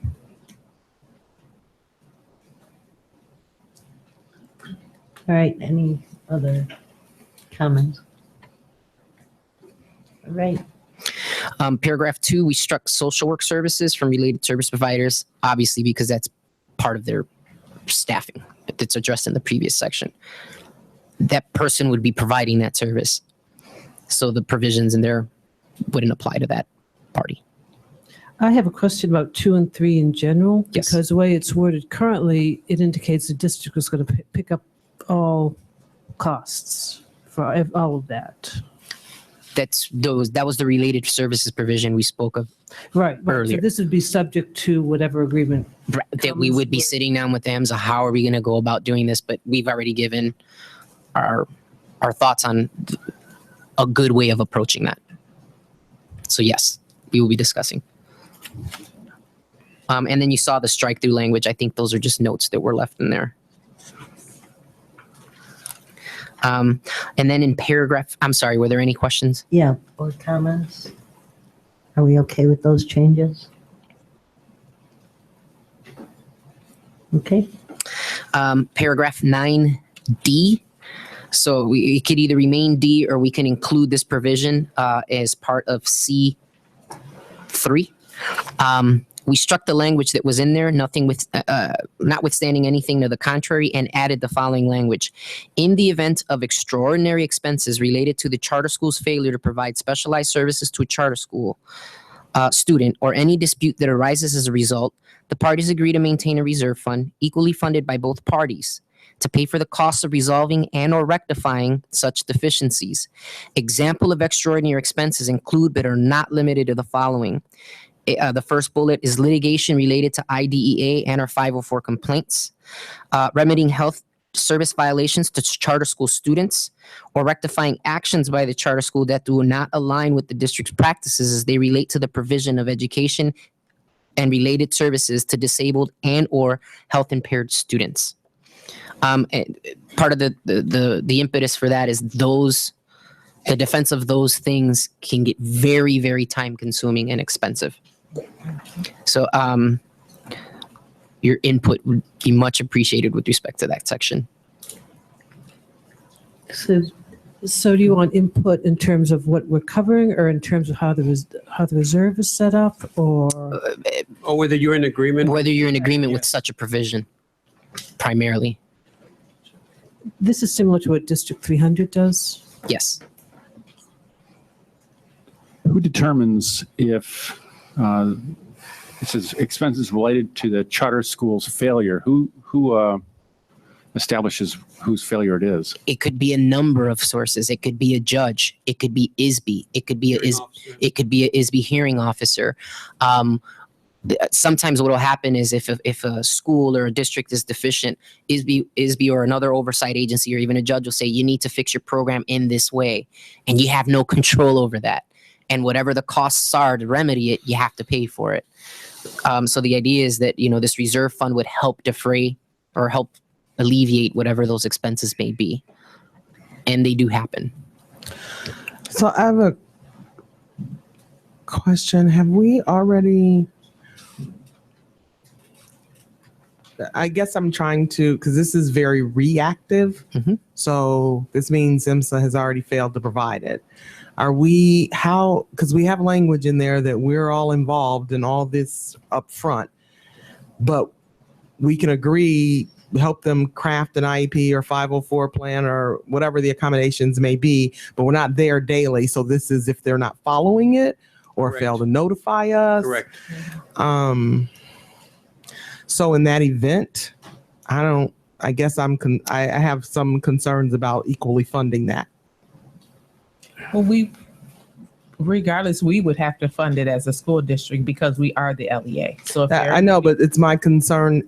It's one thing for us to fund 100% of stuff that happens in the buildings we already have because we failed, because we control it, right? Mm-hmm. We're there, it's us, and we control it. Now we're potentially giving this to a third party and saying, you go do it, and we're involved in it, but they don't do it. They don't execute on it. Mm-hmm. Or don't notify us or don't involve us. To me, that seems like a different situation. Maybe I'm looking at this wrong. Well, no matter what, we're still responsible for it. So let's say we have this provision which would allow us to kind of mitigate the cost, just, where the district would be solely responsible for any outcome. Now we're saying it's going to be, if both parties will agree to, through this process, to be responsible for it in case it happens. But if we don't have this, that means we just say we're responsible. No. So where I'm going is, I hear you with that, Miguel. Where I'm going is that there needs to be a penalty for their failure in this regard. And so it's not 50-50, it's 60-40. It's, but you know what I'm saying? Just a consideration, the fact that the fund exists is in essence a penalty because there's a vested interest in saying this is there in the event that there's something we have to remedy. Mm-hmm. So let's work to not need to have a remedy. If anything, it creates an impetus on both sides to make sure, we're working together so that we don't even need to get to that point. That's a consideration. It's consideration. Is this required by law? No. What about having them have insurance instead of requiring them to maintain a fund? An insurance that covers this sort of thing. I'm not aware of any insurance that would cover that. I think I don't think so. Yeah. And I guess the other point is if they were approved not by us but by the Illinois Charter Commission, this would be all theirs. This would be entirely their onus. If keeping a fund is not required by law, I don't support putting it in there. I think I very much support it in that, again, as you stated, Louise, this puts a responsibility on both parties to make sure that we are doing what we can to abide by the terms of IDEA and the terms of 504 plans, and making sure that both parties are doing what they need to do to abide by the IEPs and the 504 plans, correct? Yes. Again, we're working with staff that we are not hiring, but yet we're responsible for. And EMSA should have some skin in the game on that. They should have some responsibility for making sure that the people that they have are well qualified to carry out IEP plans and 504 plans. Because if they aren't, if they are not carrying out those plans, then, it's very likely that at some point they'll wind up in due process or they'll wind up with a complaint. And again, those get very expensive and very time consuming. Yeah. And this says to EMSA that this is, you've got to do what you can to make sure that we're not running into this pool to dip into those resources, correct? Mm-hmm. Yes. In addition, with respect, just absent the cost piece, the time resource, right? Even in our own district, working with our own staff, there are staff that find a high level amount of stress associated with responding to a complaint. That takes time away from other things such as instruction, prep time. And what we're trying to do is make sure we do as much as we can to prevent any staff from the district or at EMSA to put themselves in a predicament where they even have to do that. Right. And if there's any way we can create an impetus to do that, that's what we're proposing. Right. I'm sorry, I need to backtrack to Sue's question because I was writing, so I think I missed. I think what you were asking, well, let me just ask. If the state issues, if the Charter Commission issues this charter, we're completely off the hook on special ed. Right, we pay. We're not the LEA though. Right. The LEA is the charter they school. Deduct the funds, send them to IMSA, and we don't have any responsibility for any of this. Only in the sense that we still pay. So right. Outside, we pay, still but pay the 100%. we pay the 100%. So we don't pay additional. But we don't pay additional if there are any No, failures. We're not responsible for. They're their own them. LEA, We right. don't. Right. That would all be in EMSA's budget to put in a contingency fund to cover these kinds of costs because they will come up. They will. Mm-hmm. Okay. I have a question. So this talks about both parties putting money into a fund, but it doesn't say how much, it doesn't say when. Right. So where are the teeth? I don't. So that was one of the questions that was posited by the board. We would be in a sense shooting in the dark. We have to pick a dollar amount that would be fair, and we have to figure out how that would be done. That would be part of the negotiation process with EMSA. That's why we're here seeking any input that you could provide to create teeth, what that dollar amount would be, what would be a fair amount. We would have to assume a certain number of disabled students that we don't know yet. What does 300 have for its reserve? I recall it was 100,000 each party. Each party. I'm okay with a reserve. I guess I would want to know what the limitations are. And the reason I say that is because EMSA you know, if we had a catastrophe of any kind, what would we do? We would figure out how to fix it, how to get the funds. We would do something, right? But we have those means. And I'm not saying that just because I'm so small, they shouldn't have to. I'm not saying that, but they're also a charter school under our umbrella. So, and I get the part about putting money in so that they have skin in the game. I get that, but I would want to know, where does it get capped? Because there could be a point where they could never provide 50-50 with us if it was something catastrophic. So that's where I'm having trouble with this. I think what happens in District 300, and I'm not positive on this, so don't quote me, but I think what happens in 300 is that each party initially funds that at 100,000, but then excess would be incumbent upon the district because, again, the district is the LEA. They're going to pay regardless. This is more saying this is a pot of money, right, to hopefully cover most costs, and then if it goes, over and above that, then we're in a different situation. Yeah, and I guess I'd be okay with something like that. It would depend on that size of that pot, and also how long do they have to get to that? This is not something that's in their proposal or their budget, so I'm not sure about it. I like the premise to have that reserve available and to have everybody working together and collaboratively, but I'm not so sure how I'd be interested to see how they receive this. And maybe there is a way to accumulate it as opposed to day one.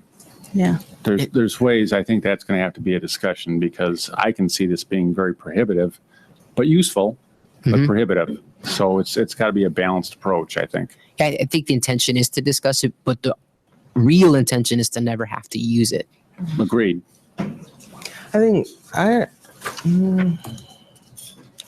don't know that I'm in favor of taking baby steps towards this because the day that they open, the liability potential starts ticking. And these are not our employees. We have, I think someone mentioned this, we have no say in who they hire.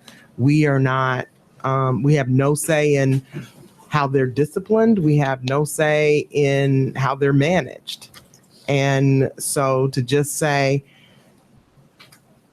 to me, that's a big deal to say, yeah, we're going to take on all of this expense and you're free to hire who you want, manage them how you want, discipline or not discipline them, hold them to whatever standards. We don't have any say in it. We're just on the hook financially for it. That's hugely problematic for me. And so, yes, I realize this is a startup organization, but I also realize that part of starting up an organization is covering your startup costs. So I'm not going to roll out a red carpet and make this, baby steps for them. If they want to play with the big boys, then come on and play. But you cannot have it both ways. So I'm not in favor of baby stepping to this reserve fund. This reserve fund needs to get funded, and it needs to get funded quickly. And I do not want us to take on this entire burden when we don't have any control over the processes. You don't want us involved in the management of it, and I don't think I want to be involved in the day-to-day management of it. But you can't have it both ways. Not you. I mean, the royal you. Okay, any other comments? Are we good on this one? I don't want this reserve fund. I already disagree with them having to do it, but I don't want to make it unworkable for them. Do you have any suggestions, or could you come up with something that you could? Well, I can't speak to their budget, what would be manageable, but I philosophically, I don't want to cripple them with all these rules and regulations that make it impossible for them to operate. Okay, so. I guess what I would say is. Wait, let me ask one Sure. more question to see if we could get somewhere here. I guess my question then was, do you want to see anything where they would have some responsibility in these costs? Or are you saying we should be responsible for them? So, because they are a charter, I guess I'm trying to understand. Right. So this assumes that they're going to break the law. So I don't understand why we're assuming that. So if it were their fault, then they should have to cover it. How they want to do that, I think, should be up to them. No, this doesn't assume they're going to break the law. This assumes that they are going to get a complaint. And these things are going to have to be investigated. And there could be a finding, there could not, but there's still expense whether or not they break the law or not. There's still expenses to these responding to these complaints and managing these investigations. They stay open long enough, they're going to get a complaint. I mean, that's going to happen. So this is, did I hear you right? They should be solely responsible for it? Because I'm down for that too. Well, but could we even write that in the contract since we're the LEA? Yeah. Well, as the LEA, my best advice would always be we should operate under the guise we are responsible for the provision of special education services. Right. So I don't think I'm happy if we can figure out a way that even if they screw up, they're totally responsible for it. But I don't think that that's really at the end going to happen, because when they don't have the finances, it still falls back on us. But again, if you want to start up, it's not about crippling them, but it's also not about being an open checkbook for their operations either. So, well, why don't we ask them what they would prefer, either a reserve or they be wholly responsible for mistakes that are the fault of theirs in this regard. But and tell me if I'm wrong here.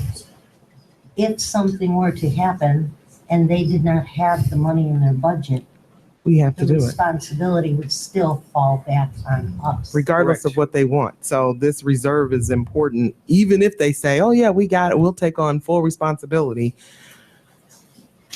Depending on the size of the matter or the number of matters, it could still fall back on us. And that's the importance of having this reserve and funding it quickly. Can we not defer to the two parties to negotiate that? And because I think at this point, it'd be reactionary to say we should throttle at that level. Right.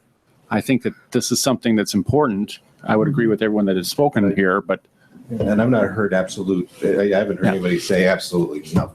Yeah. And has gone down the road. So I think we have the general direction that this is something for us to have a conversation with them about further. And this is probably something we can bring back to the board. Right. After you have those discussions, and we can make sure we're okay with it at that point. So as far as now, we move forward with the provision, subject to negotiating with EMSA the specific terms on Right. what that would look like. Is that clear enough? Yes. Oh, yeah. Good. It'll come back to you, obviously. Right. Not me personally. I meant the Board of Education. All right. We're moving along. The next change that I saw was on page 22. And this provision is in the middle of paragraph B.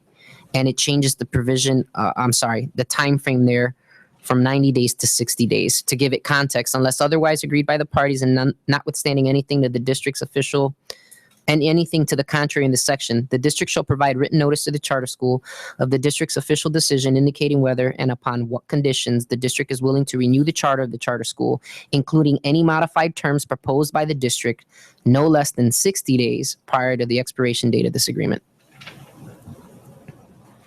So what was the rationale for putting 60 instead of 90?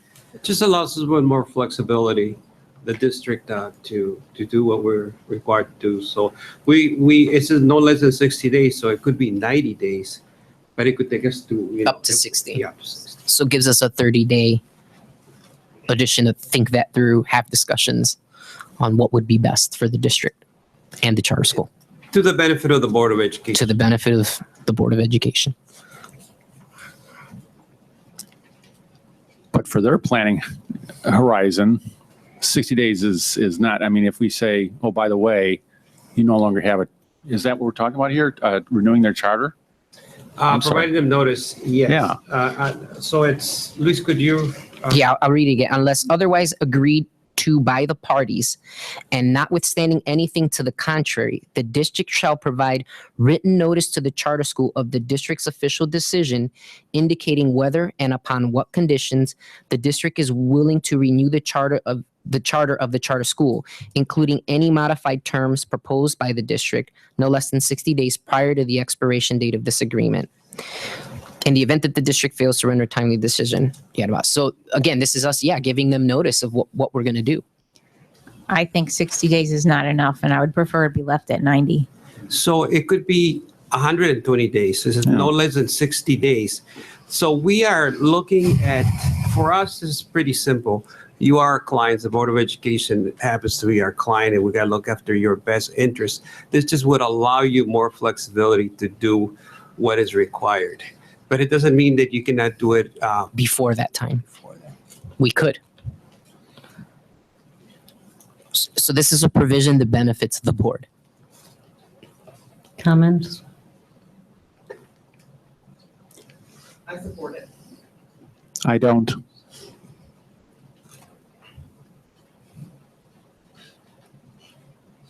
Any other comments? No, I support it. Okay.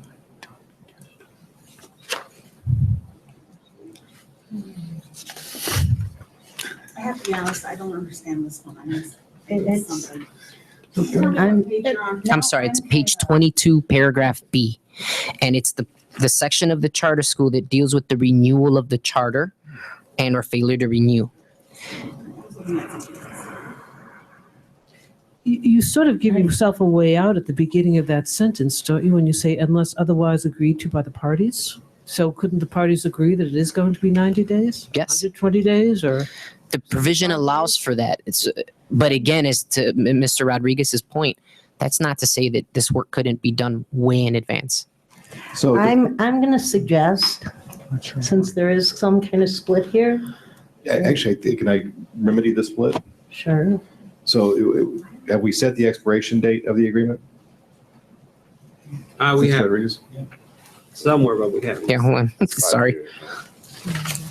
So just to remind the board, and it's in the next. It's on the front. Section C essentially says that if the board does not renew IMSA's charter school agreement, they can appeal that then to the charter school commission. Correct? Mm-hmm. So Yes. even within that 60 days, if it's reduced to 60, as soon as they are provided notice, it has to go to the charter school commission for the charter school commission to do something with it, correct? Correct. And I think the State Charter School Commission just recently overturned Chicago's decision to close or not renew 3 different charter schools. Correct? Correct. And until that decision was made, I think they said that the district continued to operate them? I would have to review that. Okay. So I guess to your point is that the charter would remain The open. law actually does supersede this provision of the contract in the sense that if the board says, no, we're not going to renew IMSA at the end of this agreement, there's still statutory provisions that allow IMSA to appeal that to the charter school commission. And something happens in that interim period of time because we still have kids that need to go to schools. So I'm sorry, I'm going back to the beginning of this one, but why did you want to change it to 60? So it's to allow the Board of Education to have a little more flexibility.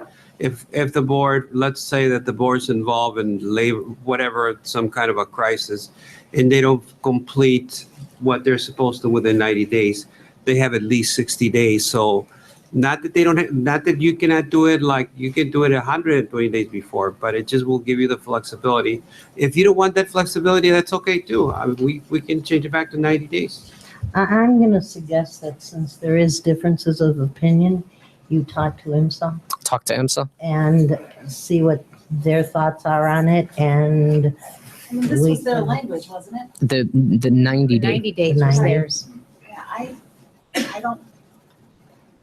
think going 60 is too short. But I'd be interested to hear what they have to say. Yeah, and I guess that's why I'm suggesting that. see what they think about Sure. the pay, and you can always bring it back to us. Of course. Okay. Paragraph C, just the addition of non-renewal. Any comments or concerns on that one? What did we change on that? It was the addition of non-renewal. I'm not sure if in that section there was language missing or something to that effect, but it was to clarify. Okay. Yeah. No comments or concerns? Okay. The next proposed change was on page 23. It was verbiage that was consistent with previous suggestions, complying with all applicable federal and state laws and regulations. Any questions or concerns about that one? And then the addition of and shall, so it made grammatical sense. Bottom of page 20, I'm sorry, bottom of the same section, it's paragraph A.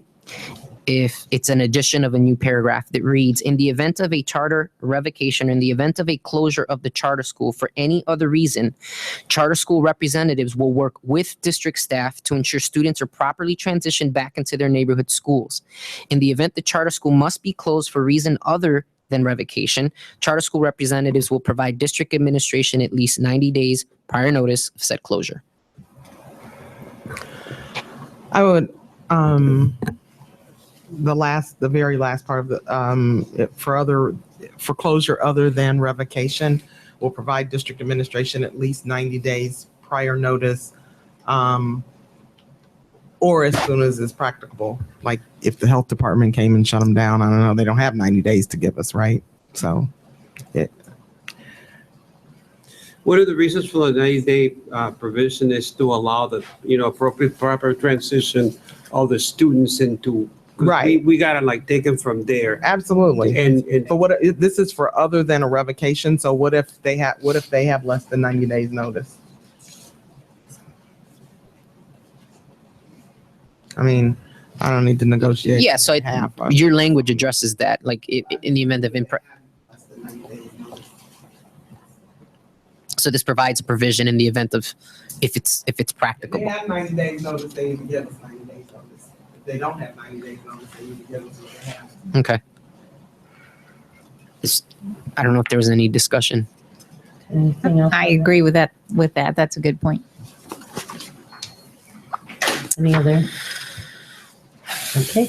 All right, and then there was an addition of a whole new section, an indemnification provision. That language is provided by our outside counsel. Does anyone have any concerns or questions on that one?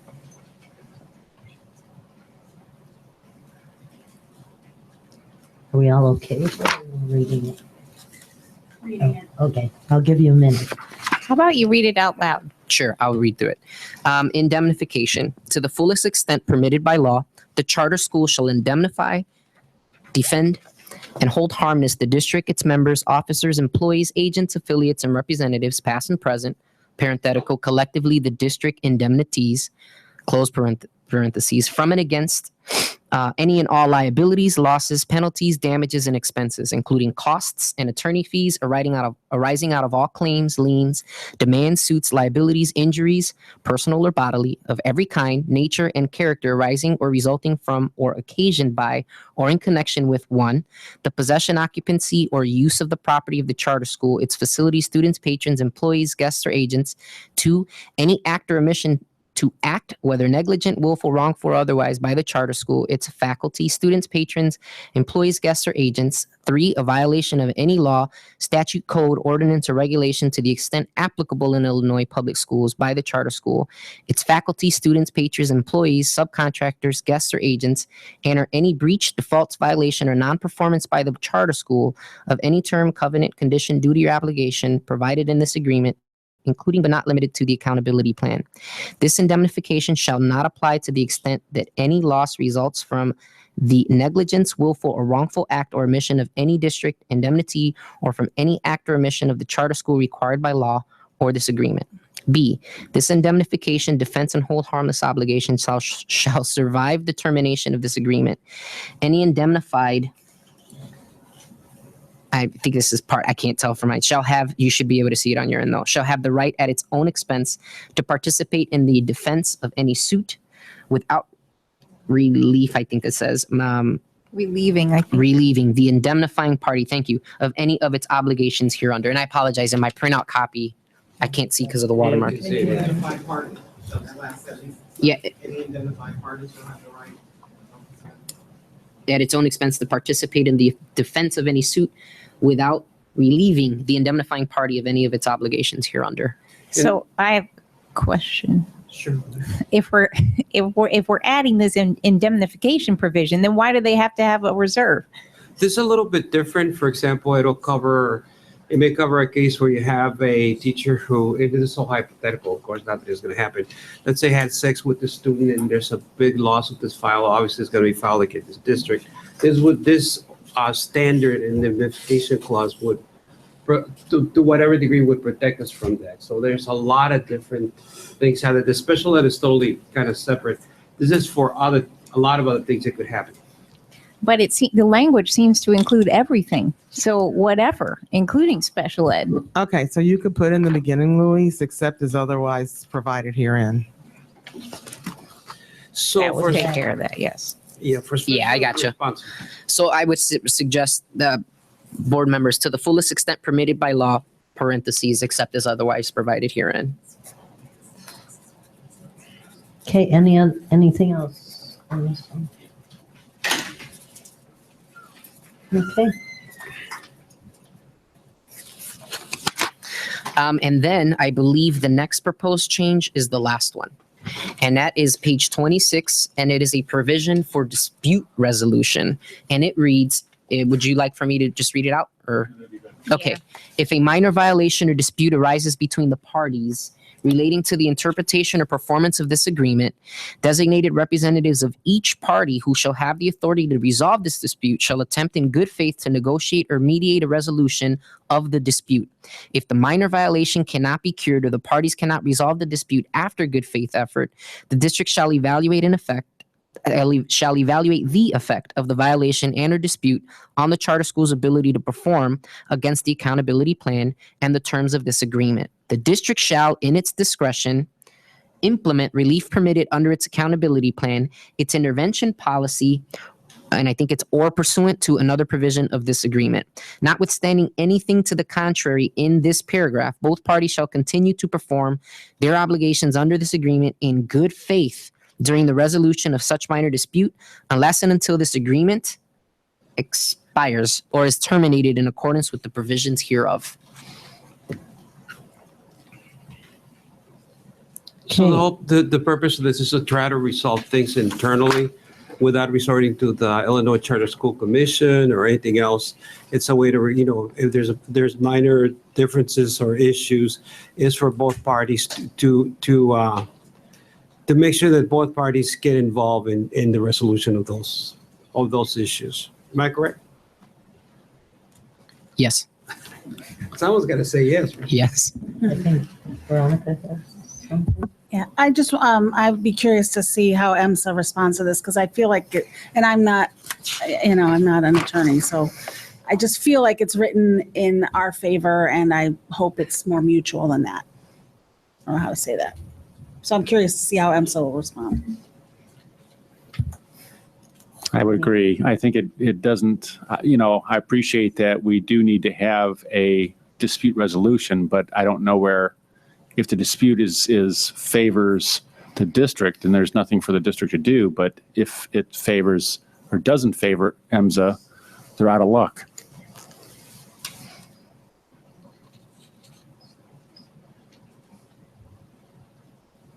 Any other comments, concerns? My other one is, who decides what's a minor violation? That was my other Both parties. So both parties would decide, this is Okay. a minor violation. We're not going to get lawyers involved. We're going to sit down and try to Okay. resolve it. Thanks. Sure. So I'm okay with this. I think that I'm sorry. No, go ahead. I think that if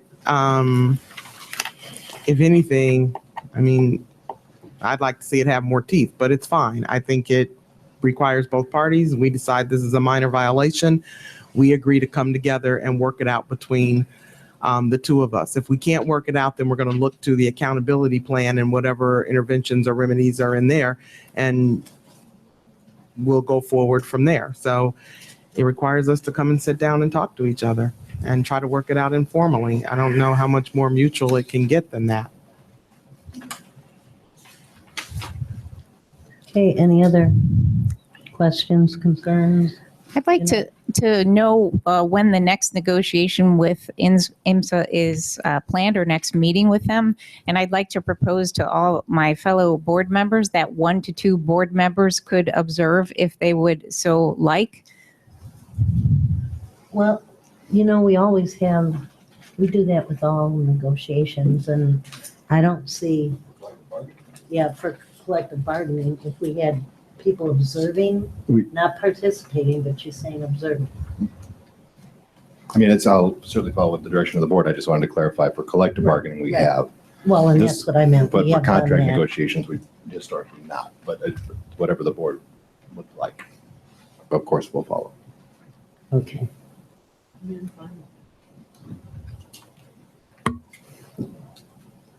Okay, so when you get, I'm sure they don't have a date yet, but when you get, well, we're finishing up, so take care of your concern before we finish those details.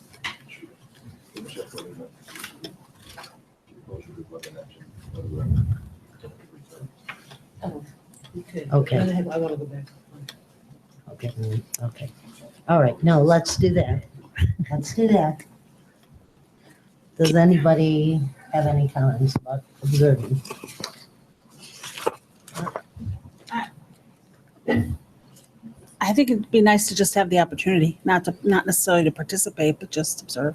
I think it absolutely should be, board members should be prohibited from participating. Not just, it would be nice not to, we should not be able to participate. And if we're going to say then that board members can attend, then I think you don't just limit it to 1 or 2. You have to open it up to all of us. Then it's a meeting, and it needs to happen at a time we can all attend. So It will probably have to have public participation if it's a meeting. Oh, yeah. well, I'm just saying, I don't think you can limit it and say only 1 or. I'm not going to make a comment either way, but I would say that let me just say this. I'm against that, but it seems like it's swaying that way. Things are better negotiated, I think, in my opinion, with the team that's been working on, and if you want to come and observe, like I said, I have no opinion on it, but working in smaller groups is, we have designated a team, or you have designated a team and you have faith in that team to continue negotiating with MSI, as well as MSI has its own team. So if we start developing it into a meeting, I don't think we're going to work. I'm against that. I think it changes the dynamics and tenor of negotiations when you have extraneous people in the room observing. And I think we need to leave the teams to be able to roll up their sleeves and talk to each other without board members present. But I'm just saying, if this group is going to go that way, then those are the parameters. Unless we say the 2 designees are the president and vice president, then I'm fine with that. But if we're just going to say 1 or 2 random board members, then I think it needs to be open to all. The only thing I'd add to your point, Tracy, is that, we're already doing that in collective bargaining, so there could be some parameters set there, but. There's different though, and there's reasons why it's okay for collective bargaining, but. Well, what are they? I'm not sure what they are. From my perspective, labor negotiations are different than your general contract negotiations. And there's a lot of posturing that goes forth in your labor negotiations. And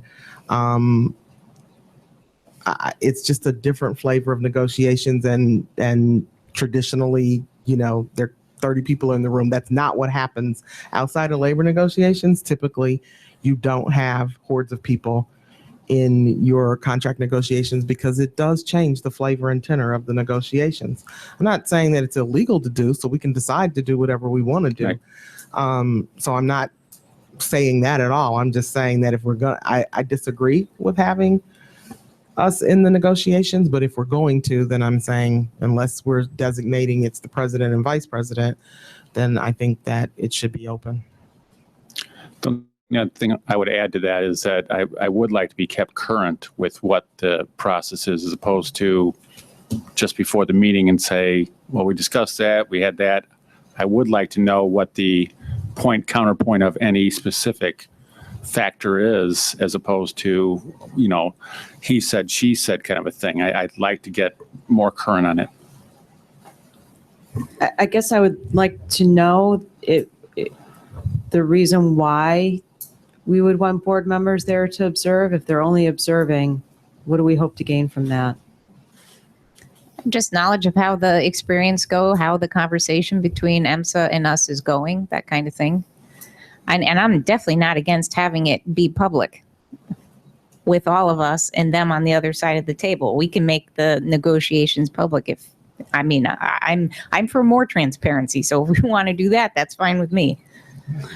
I just want to add that I agree with your first points of your reasons, of reasons why you might want to observe. I agree. I think it'd be helpful to understand the parties and how it's going, and I would find value in that.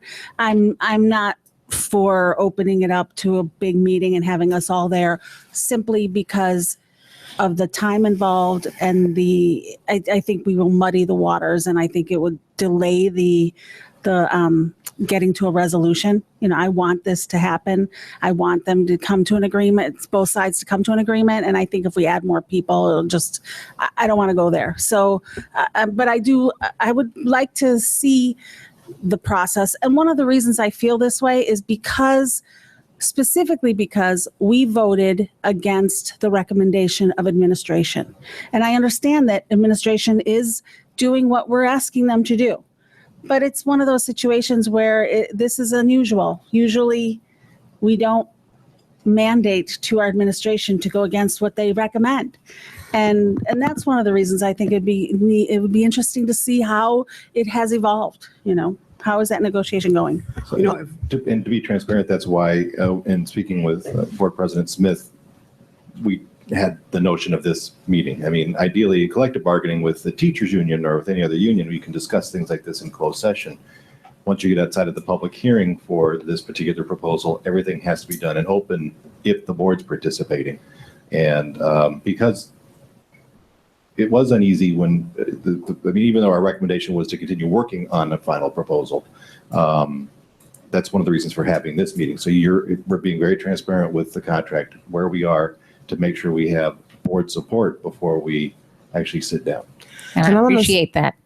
And I'm going to say that just sitting here further reflecting, I'm totally against negotiating in public. It will have a chilling effect on the negotiations. There are things that just won't be said. And I don't think it will be a full and robust negotiating session. Having said that, then I think if, to the extent the board wants representatives there, then it ought to be the president and or vice president. But if I may say, in the resolution you last approved on April 10th, you gave the chief executive officer and the chief legal officer the authority to negotiate an agreement. And this agreement is to be negotiated by no later than June 30th.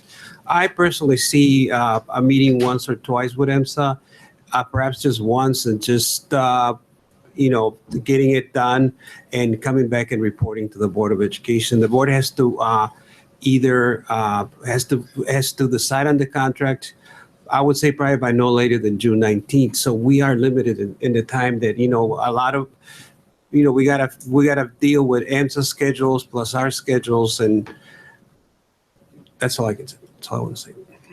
So my original request was not to negotiate, it was only to observe. Yeah. I understand. So I think I'm hearing, we could allow that to happen, but I'm going to go to what Miguel just said, and we're doing this we're doing this tonight. We can have another update next time. June 5th, we could have an update. I guess I would hope to move the process quicker and just have us let them do what they're gonna do and have faith in them that they're gonna take what we gave them tonight and move it to the closer compromise. I would like regular updates, though. I mean, Oh, like, yeah, so at those yeah. meetings, I think Yeah. we should just plan for that.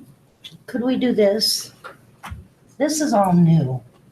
Understand that. This is all new. So we're I'm working with Miguel and Tony and trying to make sure we're legal and doing it the best way possible.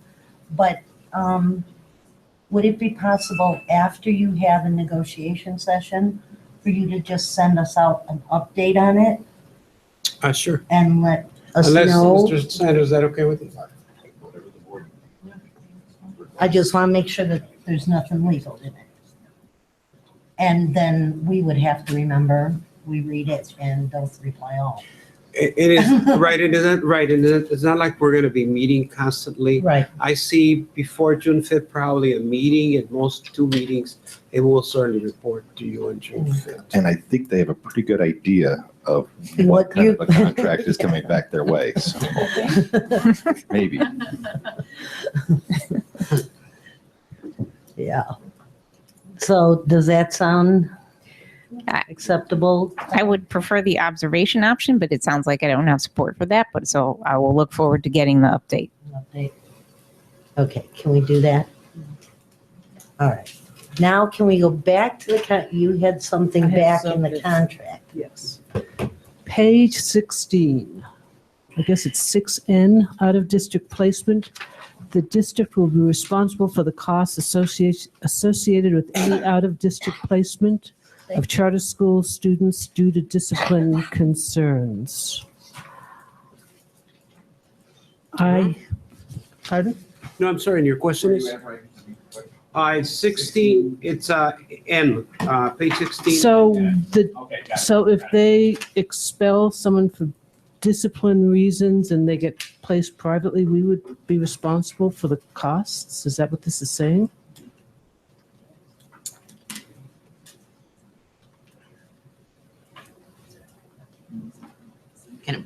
Sorry.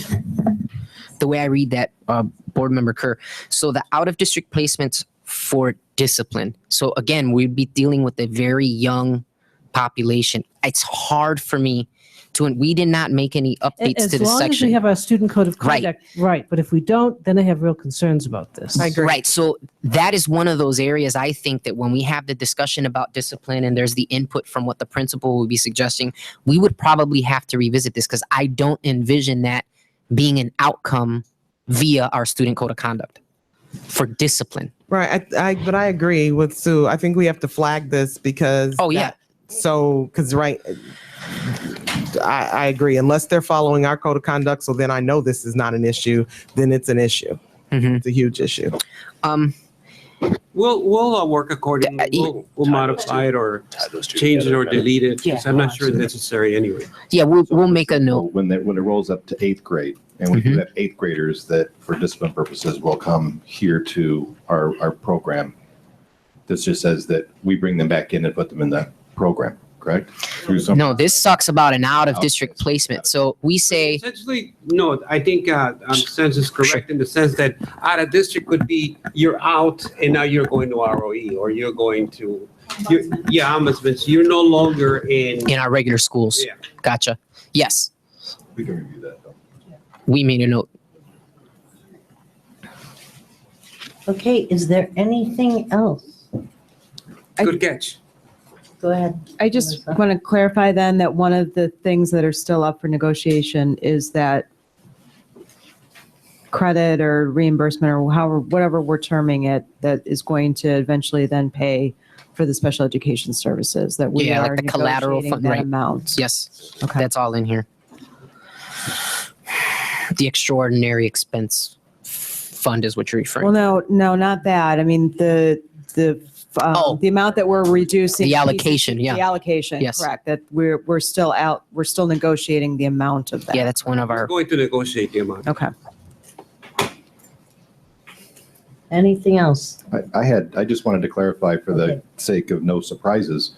Earlier in the meeting at the very beginning, somebody made reference to closing schools, and Mr. Costello said, we're not considering that, are we? I need to be transparent, and I'll ask Dr. King to step up as well. This year, as we enter into the 18-19 school year, we already know that in the Bartlett, Wayne, and Carroll Stream area of the district, we have schools that are under-enrolled, some that are 50 to 60% filled right now. So as we near the 18-19 school year, we will be having discussions with our Citizens Advisory Council, with our outside demographer, about future possibilities, which might include closing 1 to 2 schools, maybe more, depending on the number of students that IMSA pulls. We have to do that for the sake of our finances. So that is something we will have to consider. I made this very clear also with IMSA whenever we first started meeting. That's one of the reasons why when we were first meeting, I had the discussions with them about using an existing facility so that we would not have to face closing the school. So that is something that we will have to look at for 18-19. I don't know if there's anything you want to add. No, I think the other piece that probably exasperates that a little bit is the financial situation. I mean, the state has basically a week to pass a budget. Otherwise, they have to have more votes. What's the right terminology? Supermajority. Thank you. So if we go into next year with the same type of funding that we're getting this year, it's going to be a difficult year. Very difficult. On top of this year, as you shared with the Board of Finance, no matter what they do this year, we're going to end up with at least a $12 million deficit. At least. Yep. No, agreed. And I just think that's kind of what we're saying. We've got a lot of factors into it, but I didn't get a sense that along that line of decision making that this was the critical path, that if we did this, we would do that. You're going to have to. With all the factors, not just EMSA. We know that we have at least one school we could close in the Bartlett region. If depending on the enrollments of IMSA, it could be 2 to 3. If they pull from particular regions. This is one of the reasons I gave for not expanding operations to include full-day kindergarten at 55 FTE and 22 million was this possibility.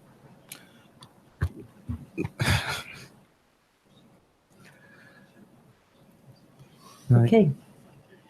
Any other concerns, questions? And you have everything you need? We do, thank you. All right, then could I have a motion to adjourn? So moved. Second. Sorry. Roll call, please. Mr. Costello. Yes. Ms. O'Neill Ellis.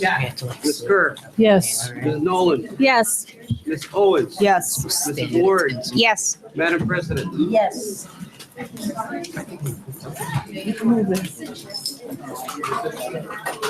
Then we're good. I'm tired. We did even better. Thanks.